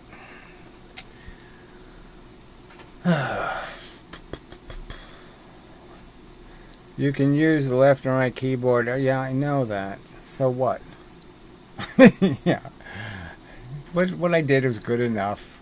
The keyboard isn't convenient, okay? When I'm making videos, the keyboard is down there, so I don't have seeing access of it, so I have to feel around. It's just no point. Anyway, okay, thank you. I hate people with this kind of shit. This advice. Anyway, Brozo is cheating. Well, the fact is he's doing what he always does, which is just do the experiment sloppy enough and you can get any results you want. Let's see, comment on Brozo's video explaining how he is cheating. I think I just did. Let's have a rational discussion here. Maybe you're right. I don't know what that even means, but whatever. Do you agree springs store energy? Obviously, I've been arguing that for fucking 3 years pretty aggressively, and I'm saying they store it quite obviously, as Hooke's law says, pretty fucking linearly. That is, twice the mass, twice the weight, twice the expansion or contraction of the spring. that the energy has to be conserved. There's no free energy involved in springs. Springs don't lose a tremendous amount of energy. Yeah, they're not as efficient as maybe a magnetic field or some other things, but they're pretty goddamn efficient. So when you place a 2 mass, it will go 1x velocity, and you replace by 1 mass, it will go 2x velocity. Is that your prediction? Yes, that's my prediction. And that obviously is stating that the same spring compression can create different amounts of kinetic energy. It's completely non-conservative. It doesn't make any sense. Obviously, if that's true, if you believe that, then you understand that I could take a 10-ton train going 5 miles an hour, compress a spring with it, and then I could release the spring with a 5-ton train in front of the spring, and it would go 10 miles an hour, and I would have created twice the energy for free. Let's see, maybe you can test your understanding, whatever that means. There's no chair limit for one thing. Char limit? I don't know what that means. Why would you discuss it in his videos? And the stray cats. Well, I don't know what that means. Alright, anyway. Maybe you can test your understanding. Again, it's already been tested. And part of my argument is, why don't you have to prove your theories? Everybody else has to prove the counter argument, yet you don't have to prove it takes 4 times more fuel to go twice as fast. You can just say it, assert it as the most proven theory in the history of mankind. Yet you won't show any evidence. Okay, well, the best way to discuss is things through voice chat or video chat, in my opinion. Or explaining, or just draw a picture of it. What is so difficult? Yeah, draw a picture of it. Show me how a scale works. Show me that it doesn't. Okay, again, I drop something for 4 times the height. It hits a scale. It's only going to weigh twice as much. Now, just show me an experiment where that doesn't happen, where it weighs 4 times as much. Then you can argue there's 4 times as much energy, right? You can't argue there's 4 times more energy if it only compresses the spring twice as much. Okay, I'm willing to do a voice chat with you. Well, whatever voice chat is, so I don't know who he's doing that with. But you have to do it through Skype or something. Alright? Do Not God is my Skype. Alright. No joke. I'll reach out to you later. Fine. ds@donotgo.com. Really not that complicated. But if you're not going to submit drawings or evidence, what's the point? What are you going to say? Exactly. I just don't understand what argument you're going to make that I haven't already debunked or already dealt with. I'm asking you to show me evidence. Show me. Somewhere in the annals of anything. Show me even NASA saying it takes 4 times, that they don't have a huge fuel advantage by shooting rockets faster through gravity. Show me NASA saying it doesn't matter how fast they shoot the rocket, it's the same amount of energy to get through the gravity. The faster they get through the gravity, it doesn't help them at all. Show me NASA saying that.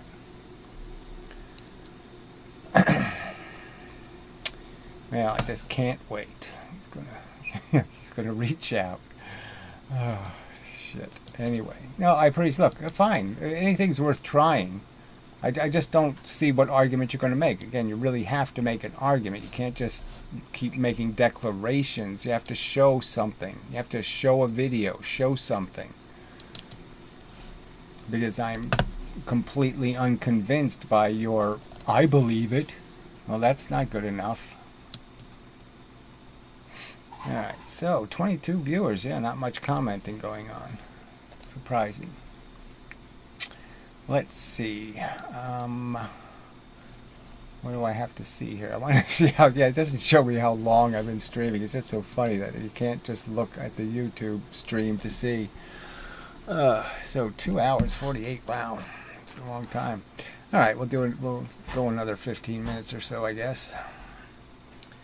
And then try to call it an evening.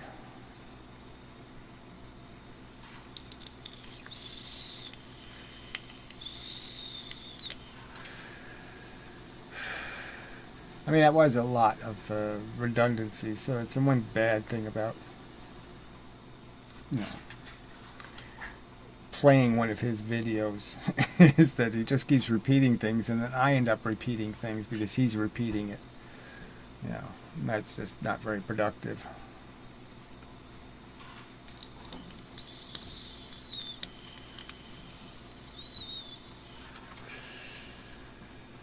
So let's see if we can find something more entertaining than the lag. Well, I'll just leave this up. I guess it's sort of interesting, right? Yeah, you can see the details as they're being produced by YouTube. I would use Discord. Well, I don't use Discord, so that's not going to work for me.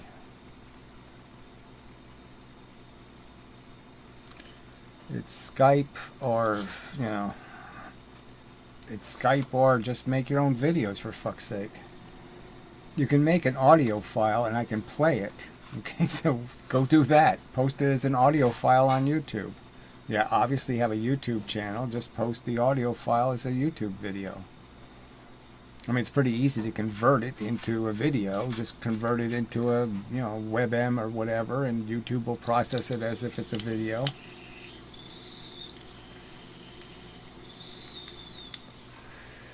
Well, you can say that Discord is a decent platform. I say it's a big pile of shit.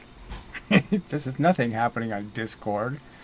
The only reason why it exists is for liars and cheaters and thieves to have some place to go. I mean, it's you know, it's a step backwards. It's not a step forward. It's a non-public, you know, troll paradise.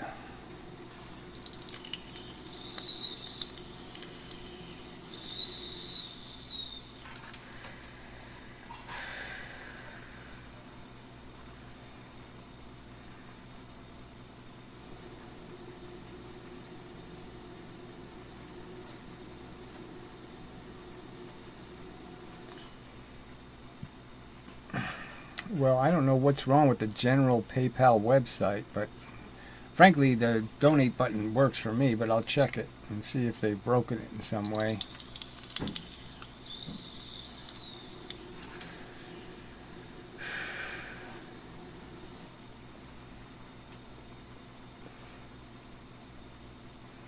Which, I mean, I guess it depends on what page you use.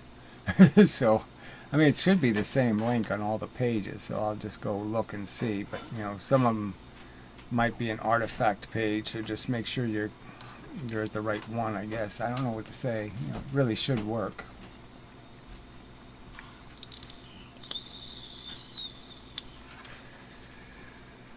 Alright, in the car gas example, let's say the car has no gas. I mean, you know, why change the damn thing?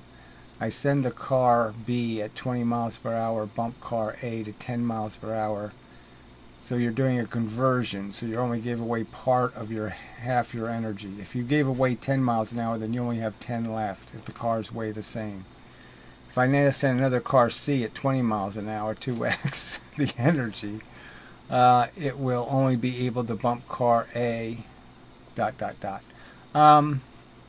Yeah, so you would just want to make a more complicated experiment, but clearly you have to conserve the momentum, so it's not that complicated. It's a bowling ball hitting bowling pins.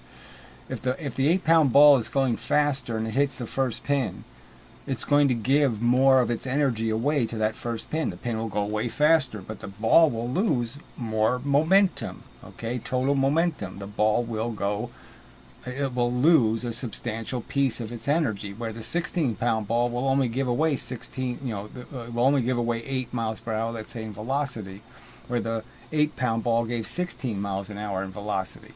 So they're just giving away a different portion of their total energy. So the 16-pound ball gives each pin less energy, but it gives the last pin more, you know, the last 10 pins, it gives more energy to them than the 8-pound ball. The 8-pound ball gives the first 8 pins more energy. The 16-pound ball gives the last 8 pins more energy. That kind of thing. With a relative bump of 10 miles per hour, bringing the car to 1 p.m. an hour. I don't know what that means, but whatever. I'm just saying, you want to do word problems, that's your business. I'm not terribly interested. Okay, I mean, I can do a Newton's cradle. I can make a simple argument, okay? And I don't see any point in making a complex one.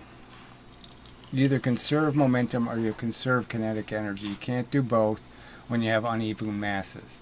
So if you use uneven masses, you're not going to be able to conserve both.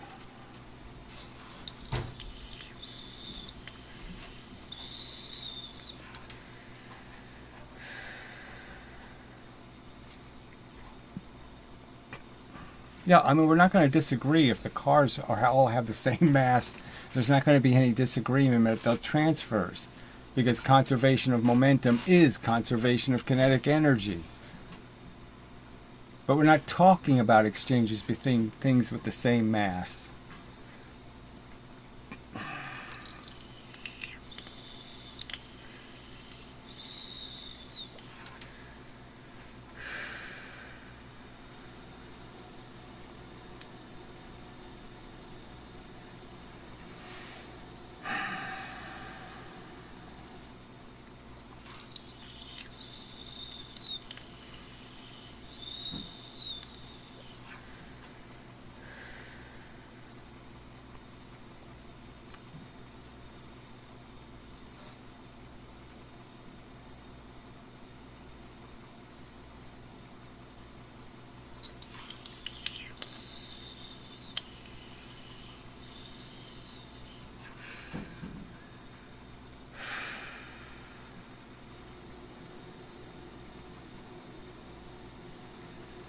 Alright, well, I'll change the Do Not God one then.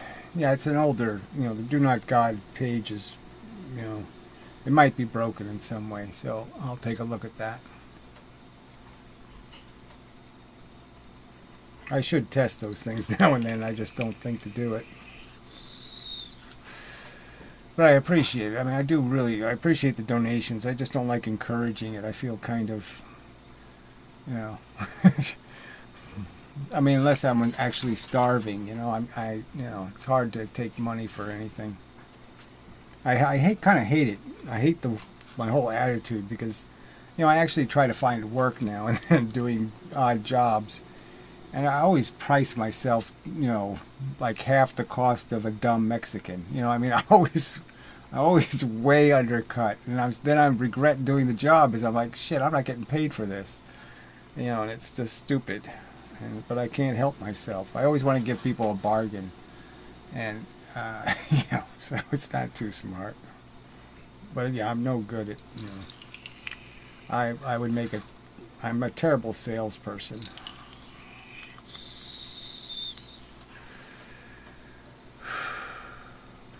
Well, the tab should be simple, but yeah, I mean, what it links to, I can't guarantee. But I will fix it. I'll look at it. Okay, got it. Assume all the energy is transferred. Why do I want to play your game with this 3-car shit? Why do I want to do this?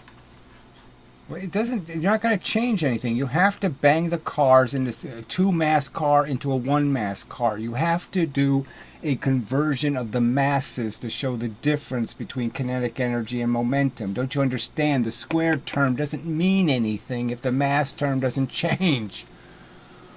Fuck. You're only going to show that they're incompatible theories by doing transfers between things with uneven masses. Oh, he just keeps doing it. Oh, fuck. Assume all energy is transferred. I doubled the gas energy by sending the second car, but I only got half the energy transferred to car A because car A is now moving relativity. Yeah, of course. You're a pusher, can't move the speed necessary. We're talking about springs that can move very fast or very slow. We're talking about energy transfers that are very efficient. We're not talking about the fact that I'm going 29 miles an hour and the thing I'm trying to push is going 28 miles an hour. So obviously I can only give it 1 mile an hour. I can't give it any more than that because I'm only going 28 miles an hour. I'm only going 1 mile faster. Fuckhead. It's a completely different fucking subject. And we probably don't disagree. How does nicotine work? Fuck you. It's a stimulant, okay, I'd argue. And in some sense, I'd say it's, you know, a psychedelic, because it does make you zone. You know, it does, you know, zoom your focus. And it's great at internalizing. So I'd almost argue, I mean, I dream extensively. I mean, I dream every night, and I dream a lot. And I think that's partly because I've been ingesting nicotine for 50 years. So yeah, you know, but how it works? I mean, obviously it has something to do with neurotransmitters and all kinds of other bullshit. It's probably just a poison, right? So, you know, in general. So it's, you know, it's interacting in some way where it's probably breaking the inhibition part of the brain. You know, the brain that doesn't let your imagination work too hard. You know, it kind of suppresses your imagination. So, in my opinion, it probably does enhance your imagination skills. But, you know, what exactly it's suppressing, what exactly it's doing, I'm not a brain surgeon. Well, even brain surgeons don't know that shit. That's real, that's a very specific biological expertise. Yeah, and I don't have that specific biological expertise. But yes, I've just told you what my experience is. My experience is,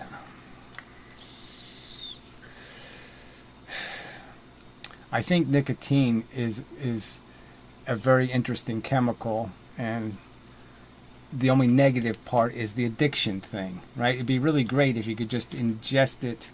See, because you have to really have a tolerance for it to really get the good part of it. Because if you don't have a tolerance for it, it'll just make you sick, it'll make you a lot of things. So it's not very friendly. But once you have the tolerance, then it's a very interesting drug in terms of what it does to you. Because it does kind of make you more addicted over time, and but it doesn't do nothing. It still does something substantial, I'd argue. Because the absence of it does create an awful lot of agitation, you know, brain agitation, because it's not doing what your brain has now gotten used to, which is the nicotine. And when the nicotine's not there, your brain's not used to it, and now it's reacting all kinds of wrong ways because you've changed the sole of the shoe that your brain's walking on. You know, and the brain is having a hard time walking on the new shoes. Can we submit art on your website? Well, just email. Email me art, and I'd love to, you know, please. I mean, I like people doing artwork. I like, I'd like to be able to give you proper, recognize you and, you know, link to whatever and blah blah blah. Because some of the stuff that people have created is really quite brilliant. You keep talking about the ridiculousness of the car needing 4x the gas to go twice the speed. I'm saying it's ridiculous, and I'm saying it's not proven, for fuck's sake. You don't have any fucking experimental evidence. Could you just produce the evidence before you tell me it's the truth? Are you talking the viewpoint from a car with gas? I'm talking about the fact that you have to give the car energy. You have to give it momentum. All right, and you use fuel to do that. And the argument is that you have to explain how it takes 4 times the fuel to give it twice the velocity, twice the momentum. Shit.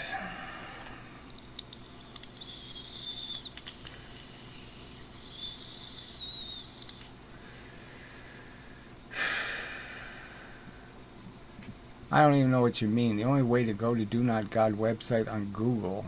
Why would you go on Google? I wouldn't rely on Google to take you anywhere, but whatever. I don't know why you have to use a private window, but whatever.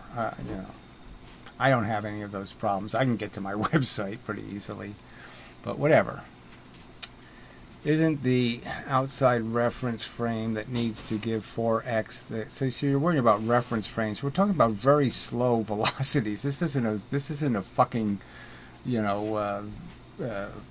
quantum. whatever you call that, speed of light issue or something. This isn't about things stretching and compressing and all this other crap. It's a simple point. And it's based on the gravity mistake. Again, I mean, if I tell you, okay, this actually happens, okay, in the real world, this happens. I drop something from this height, 1 unit of distance, I drop it, and it weighs something, let's say 100 pounds. I drop it from 4 times the height, it only weighs 200 pounds. 4 times the height, 200 pounds, only twice the weight. 4 times the height, twice the velocity, twice the weight, twice the amount of time falling. Can't you understand that those twos are really saying to you it can only be twice the energy, not 4 times the energy? Shit.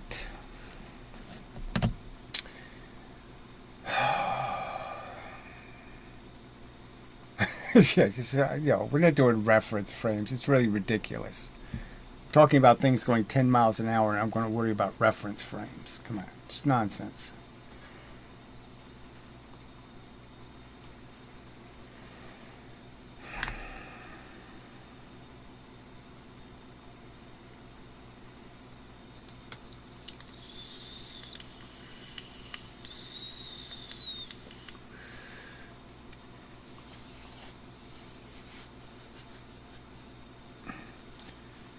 I mean, just understand, your theory is you have to compress a spring 4 times as much to move an object twice as fast. I have to push the spring in 4 times as much to go twice as fast. That's what your theory that you're defending, that you believe in, says. Do you believe that? Do you actually believe that I have to compress the spring 4 times as much to just go twice as fast?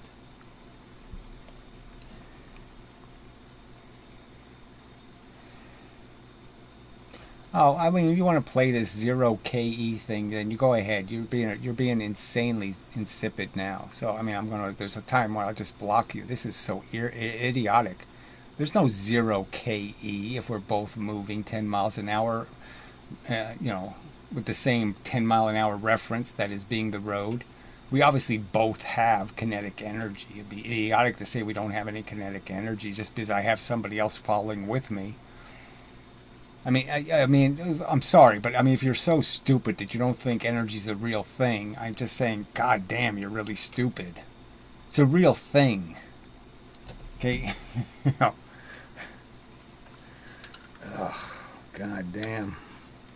Why would you bother conserving something that's not real?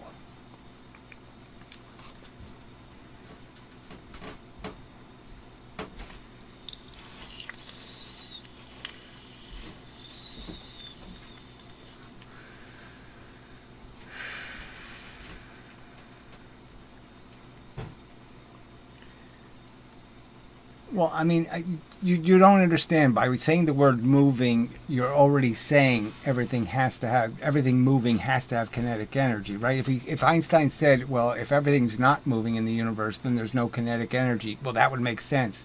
But if I'm a photon and I'm moving with a bunch of other photons in a laser beam, we have kinetic energy. We're moving somewhere, and when we hit somewhere, we're going to give away the energy we have. The somewhere is going to get the energy. Right in its face. Oh, God. I'm sorry. Frankly, there's no way Einstein actually defends that nonsense. Okay, so that you can go ahead and share the paper. Go ahead, email me the address.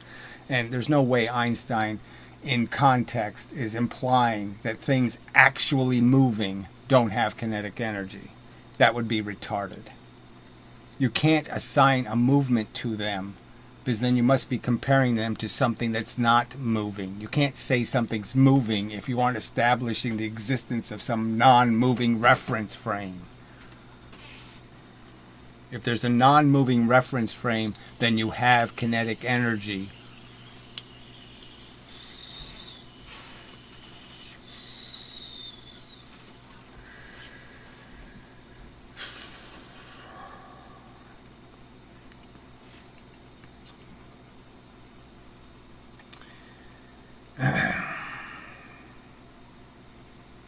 You can imagine everything in the universe moving but you, so you can't do it, frankly, rationally in this particular universe just because everything's not moving in one direction.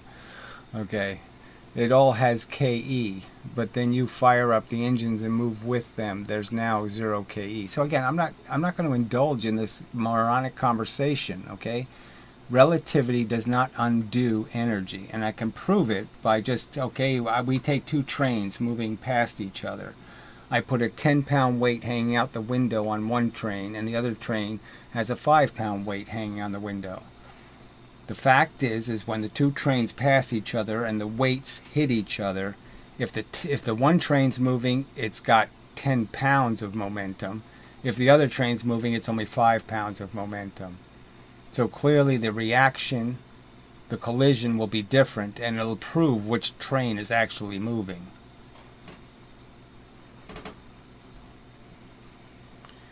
ds@donotgo.com is the email address.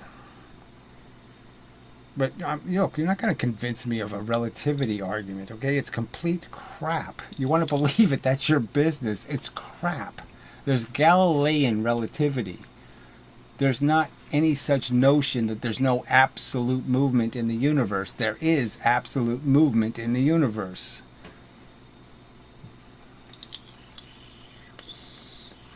The 3 dimensions are real dimensions, and they have real space in them.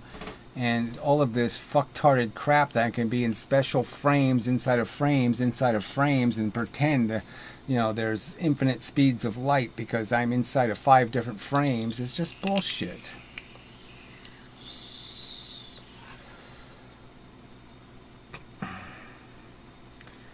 I don't know what you mean my email isn't working, okay? You can say that. ds@donotgo.com. My email works.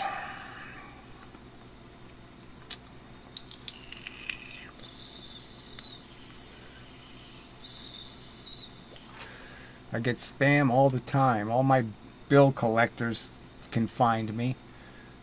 My email must work.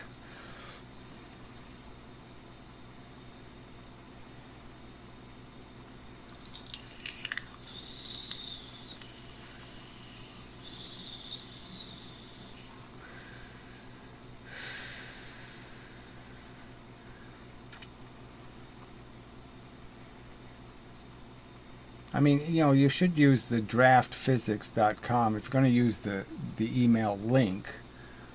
Yeah, maybe the email link on the Do Not God channel might not work. I don't know. I haven't tested that one recently.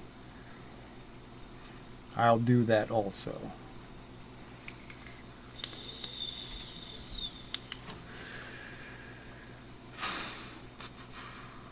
I have to remember it actually gets forwarded to a different email account when it's on the website, because the website comments are all so fucking irrational, most of them. I have to send them to their own little special place. Half of them are just threats by lunatics.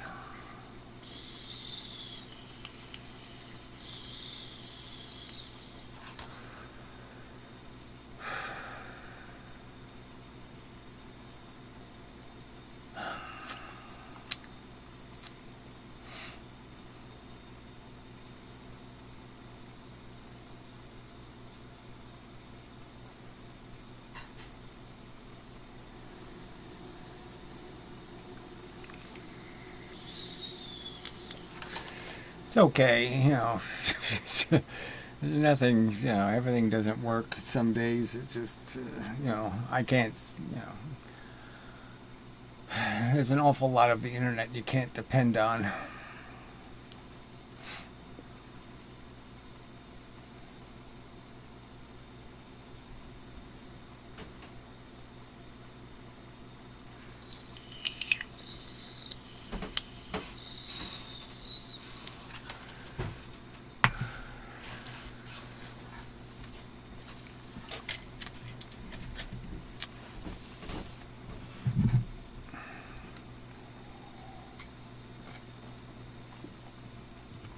But really, we're talking about something in the same frame.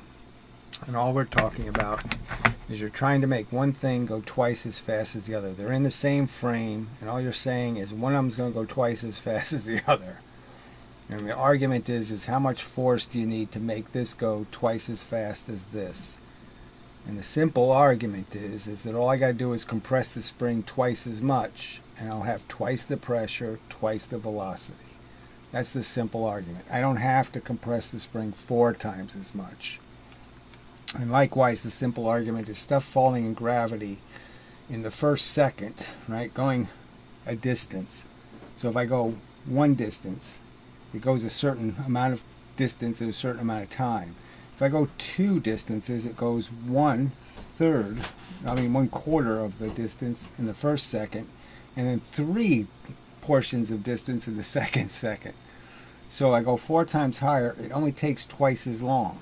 Because really the first part is just the same as this falling the 1 centimeter. This falls 1 centimeter, this one stops. This one keeps going, but it's going at an average, okay, that's twice the speed that this one went.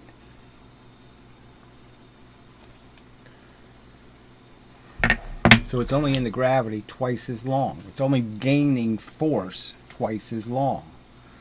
Therefore, it can only go twice as fast. It can only weigh twice as much. It can only have twice as much energy.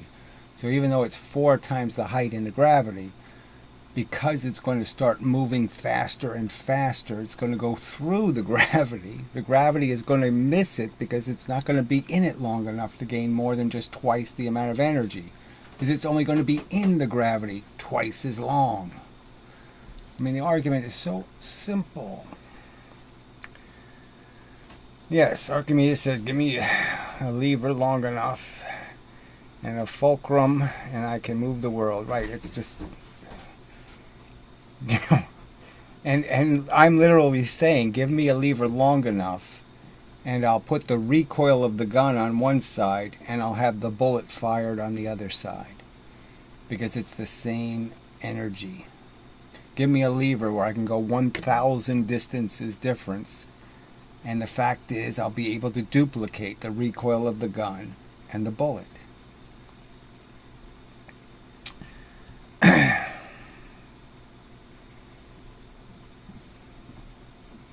I'm just saying, well, what do you think? Yes, the whole argument I'm making is that, yes, levers convert uneven masses. They take a big M and a little v, and they conserve the momentum and make a big V and a little m. 1,000 atoms going 1 mile an hour versus 1 atom going 1,000 miles an hour. Same capacity to move things in the universe. Same energy. There is no 1/2 mv squared. It's made up fable. It's a holy ghost. It's a gremlin. It's nonsense. It's mush. MV works always.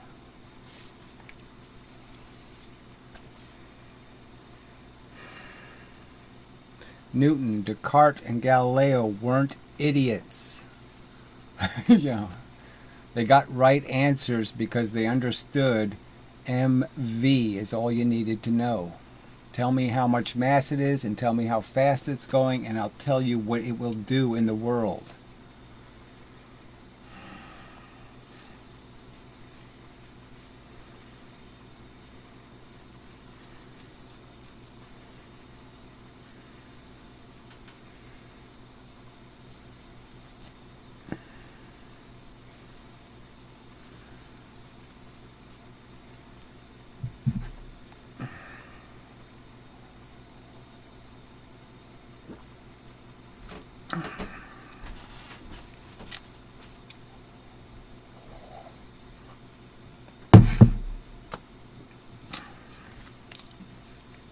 I mean, essentially Archimedes, right? I mean, 1,000 years ago, he proved momentum works.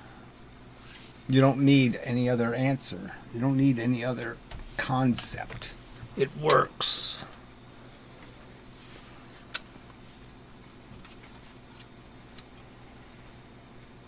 Yeah, I'm still here. Let's see what time it is. Yeah, we're down to 15. All right, let's see. Time 3 hours. Wow. All right, so we might as well go to the half hour, so 12 more minutes maybe. See what happens here. I think it's clearer to think about objects out of the vacuum of space versus compressing springs. I don't know. What do you mean? It's clear to think about objects out in the vacuum of space. Right, so what's the difference? I mean, it just proves my point even more clearly. Okay, in the vacuum of space, it just becomes so much more obvious because you have no friction, you have nothing interfering.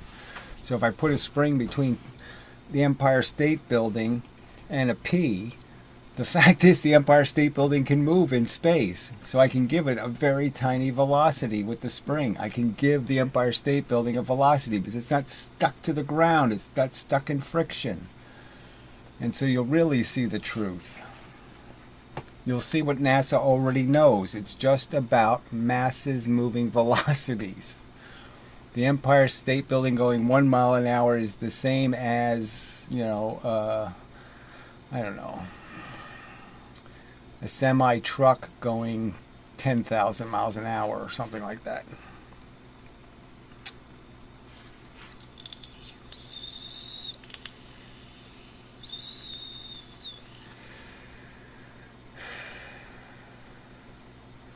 Ultimately, it's about moving electrons and protons. I mean, that's the masses you're moving.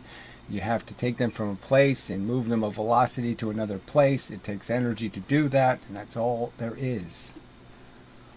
It's a push universe. You're just measuring pushes and comparing the pushing power.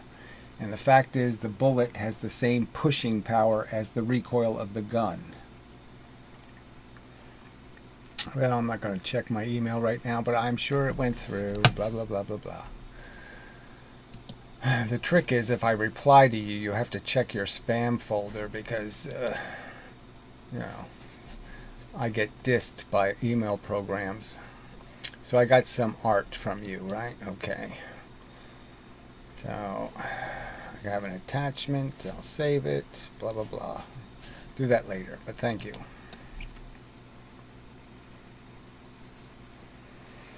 Okay, if I'm in a spaceship traveling 1/2 the speed of light, I toss a ball from my perspective. That's a very small KE. If I'm in a spaceship traveling 1/2 the speed of light, I toss a ball from my perspective. That's a very small KE. Yeah, but, obviously, if the ball will acquire your velocity, unlike a photon, the ball will go both ways. It'll go the speed of light you're traveling plus the distance sideways. It'll have both velocities. So it's going to have a lot of KE from going half the speed of light. It's going to have an insane amount of energy. Oh, I got a cramp in my leg. Ugh. Ow. Son of a bitch. Okay.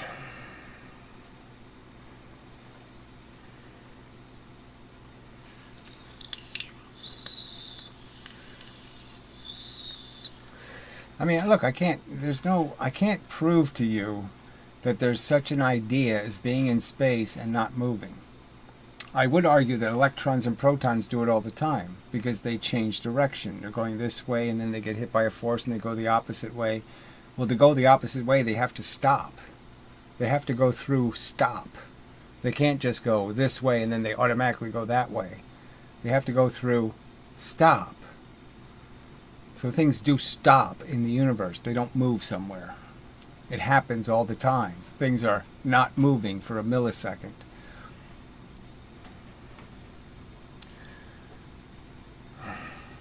Look, I don't want to keep arguing this with you. There's no reference frames in this analogy. I said it already to you. Didn't I say it?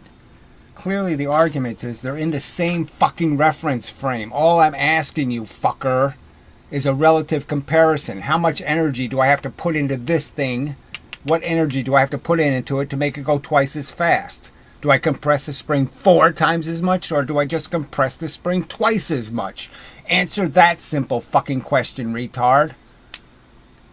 Quit doing this fucking relativity shit. It has nothing to do with the fucking argument.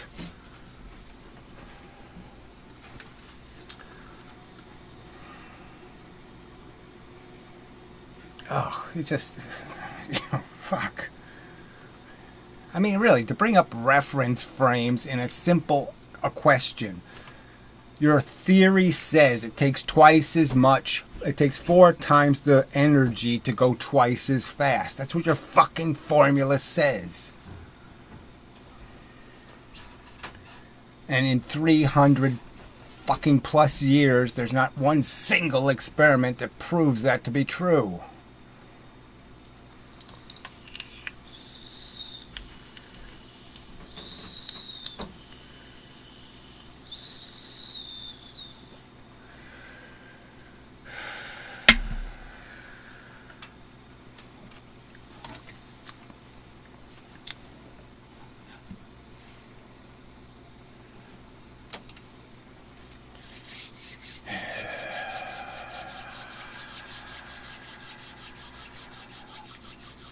Try to play Hannibal Lecter clips.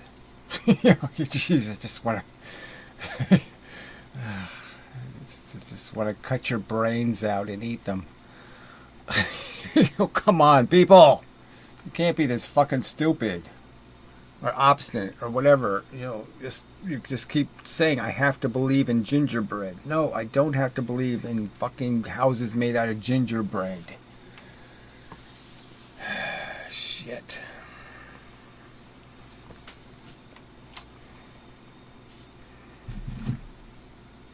Oh, there really is a house made out of gingerbread. It's in Wyoming. And, well, yeah, they did coat it with polyurethane, but it's still a house made out of gingerbread.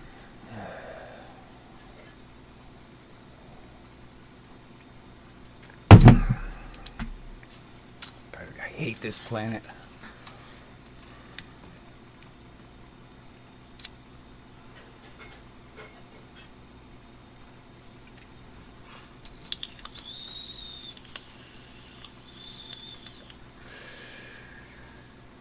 All right, 4-minute warning.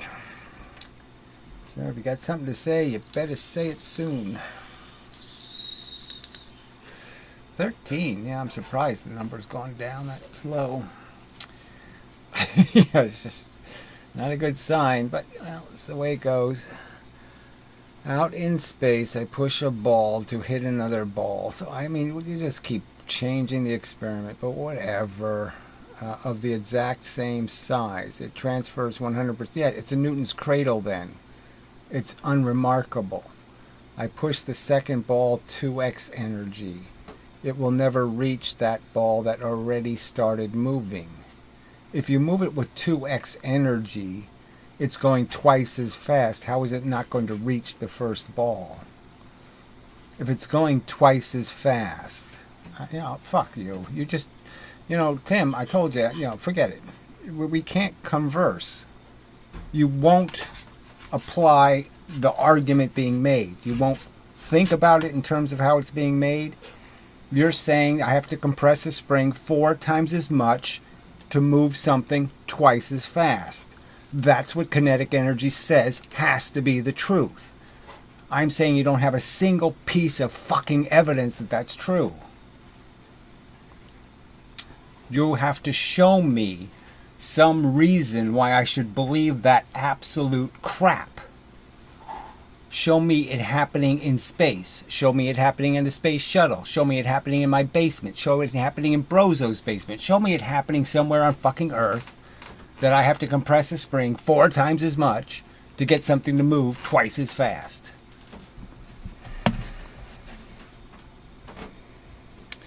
I gotta go to the doctor tomorrow for possible Lyme disease. Oh, yeah, I've been there. What's the penicillin I took that worked pretty good? It's it's an easy one. It's not too harsh on you, frankly, which I like about it. An A word is coming to mind. Amoxicillin? Yeah, amoxicillin.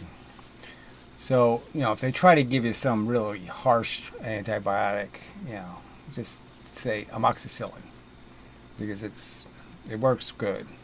I had Lyme disease 10 times, I should know. Just saying it worked for me really well. I mean, I was, 10 hours later, you're almost half better, maybe more.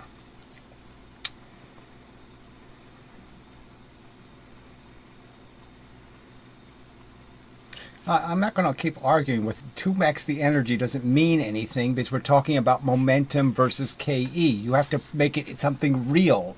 You can't say 2x the energy. Does 2x the energy mean twice the spring compression? Fuck, the energy has to be in some kind of form, like 2 gallons of gas versus 1 gallon of gas. You have to put the energy in a form. You can't just say 2x the energy. That proves kinetic energy is right. No. You have to use some kind of concrete, real example. 4 times the height in gravity. You're saying I go 4 times the height in gravity, I get 4 times the energy. I'm obviously saying bullshit you do.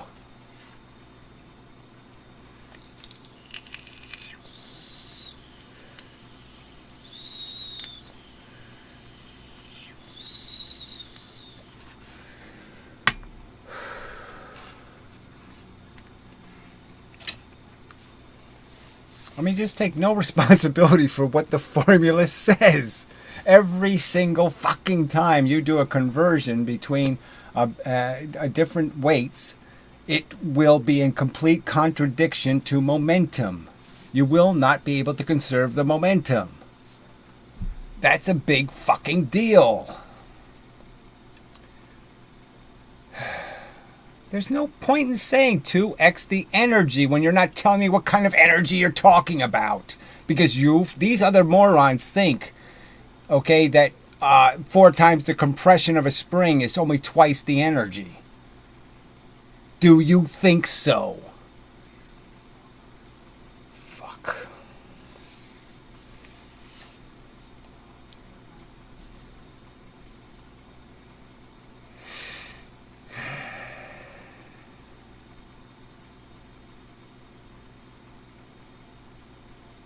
He just keeps doing it. The energy I put into the pushing the ball, blah, blah, blah, blah, blah. You're not qualifying it. You have to qualify what your fucking energy is, or there's no point in having the conversation because it's unknown.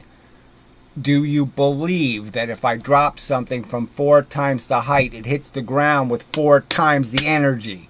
Do you believe that? Do you believe that if I want to move something twice as fast, I have to compress a spring 4 times as much? Do you believe that? If you can't answer this question, then I will block you, frankly. It's pretty simple yes or no questions. Pretty simple. You can say, I don't know. I need to think more, but I think you are correct if the spring transfer is instantaneous. What? There's no instantaneous. Why are you talking about instantaneous? Springs don't do instantaneous. The spring will put the energy in at the speed it needs to. The spring will move twice as fast when it has to put twice as much velocity into the lighter object, or into the object because you've compressed the spring twice as much. The spring will move the speed it needs to give the mass you've placed in front of it the velocity it needs to transfer the energy. But if it happens over time, I think I need more than 2x the energy to go 2x the speed. Well, again, you keep saying 2x the energy and it doesn't mean anything. So you think you need more than twice the compression of the spring to go twice as fast. I'm saying there's no logic to that because we already know that it's all about weight. A 200-pound football player moving 10 miles an hour, okay, is the same as a 100-pound football player moving 20 miles an hour. It's going to hit the quarterback with the same amount of energy, pressure, weight. In essence, the 100-pound guy gets heavier, and in a sense, the 200-pound guy gets lighter by comparison because he's not going as fast. Velocity gives mass weight. You don't have any weight until you move. In space, you have no weight. I could put a scale here and a scale here and a scale here and a scale here, and if there's no gravity, you're not going to weigh anything. Even if you weigh 500 pounds, you're not going to weigh anything on my scales until I move you.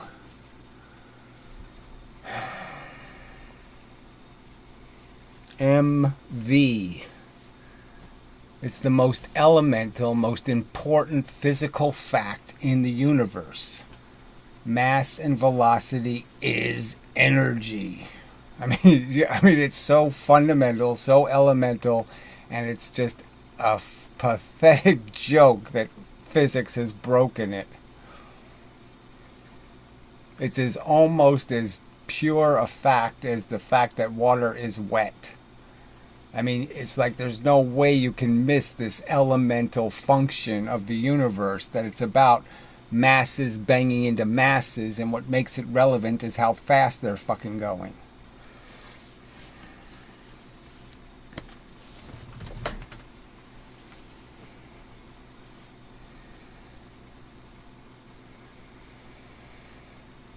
Okay, so I think we'll call that a day. So appreciate the interaction, I suppose. You know, I'll say that. Yeah, I probably don't appreciate it. 'Cause I really do hate this planet. No offense, it's just a fact. Sorry, I wish I could not hate you, but I just can't help it. You know, and it's just so tedious.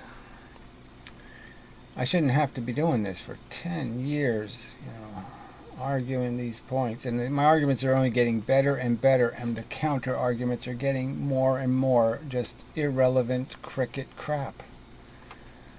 It's just horrible. Yeah, well, we'll see. I just don't feel like I just don't feel like doing chat on philosophy. It's just, you know. Yeah, don't care for that, but we'll see. But whatever. Live interaction.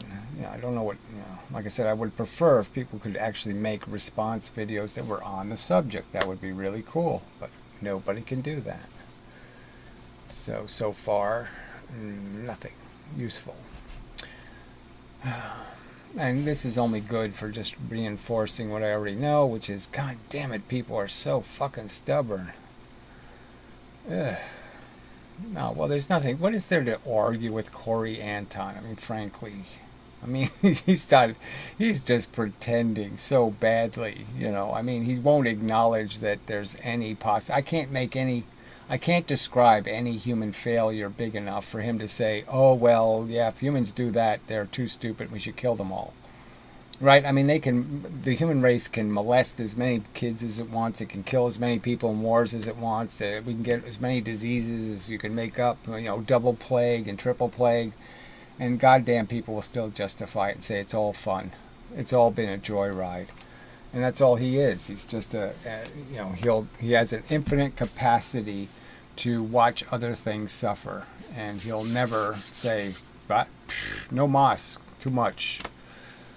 It doesn't matter how badly his parents are killed, doesn't matter how badly his children would be killed, it just doesn't fucking matter. He'll never concede. Shit, this game sucks. Alright. So what's the point, right? He's immune to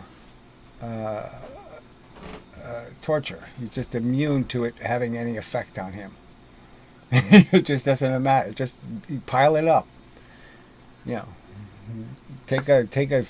Go to fucking St. Jude and have a party, and just watch the kids in torment. Just fun. Fuck it. That's all part of the fun ride. So yeah, I don't think there'll be any more Corey Anton, for a while. He doesn't have an argument because he has no standards of value. He doesn't think there's a value question to be answered. He's conceded it's an imposition, and he doesn't even care about that. He doesn't care. So what we're imposing? So what? How do you argue with somebody who says, so what we're imposing? So what we suck? So what we're rude? So what we're preposterously evil? What does that have to do with anything? Yeah. How do you argue with that? I mean, I might as well just have conversations with psycho killers. No point. All right, anyway. Till the next time and such and so forth and whatnot. Blah, blah, blah, blah, blah. Okay, I have to have a button of some kind here.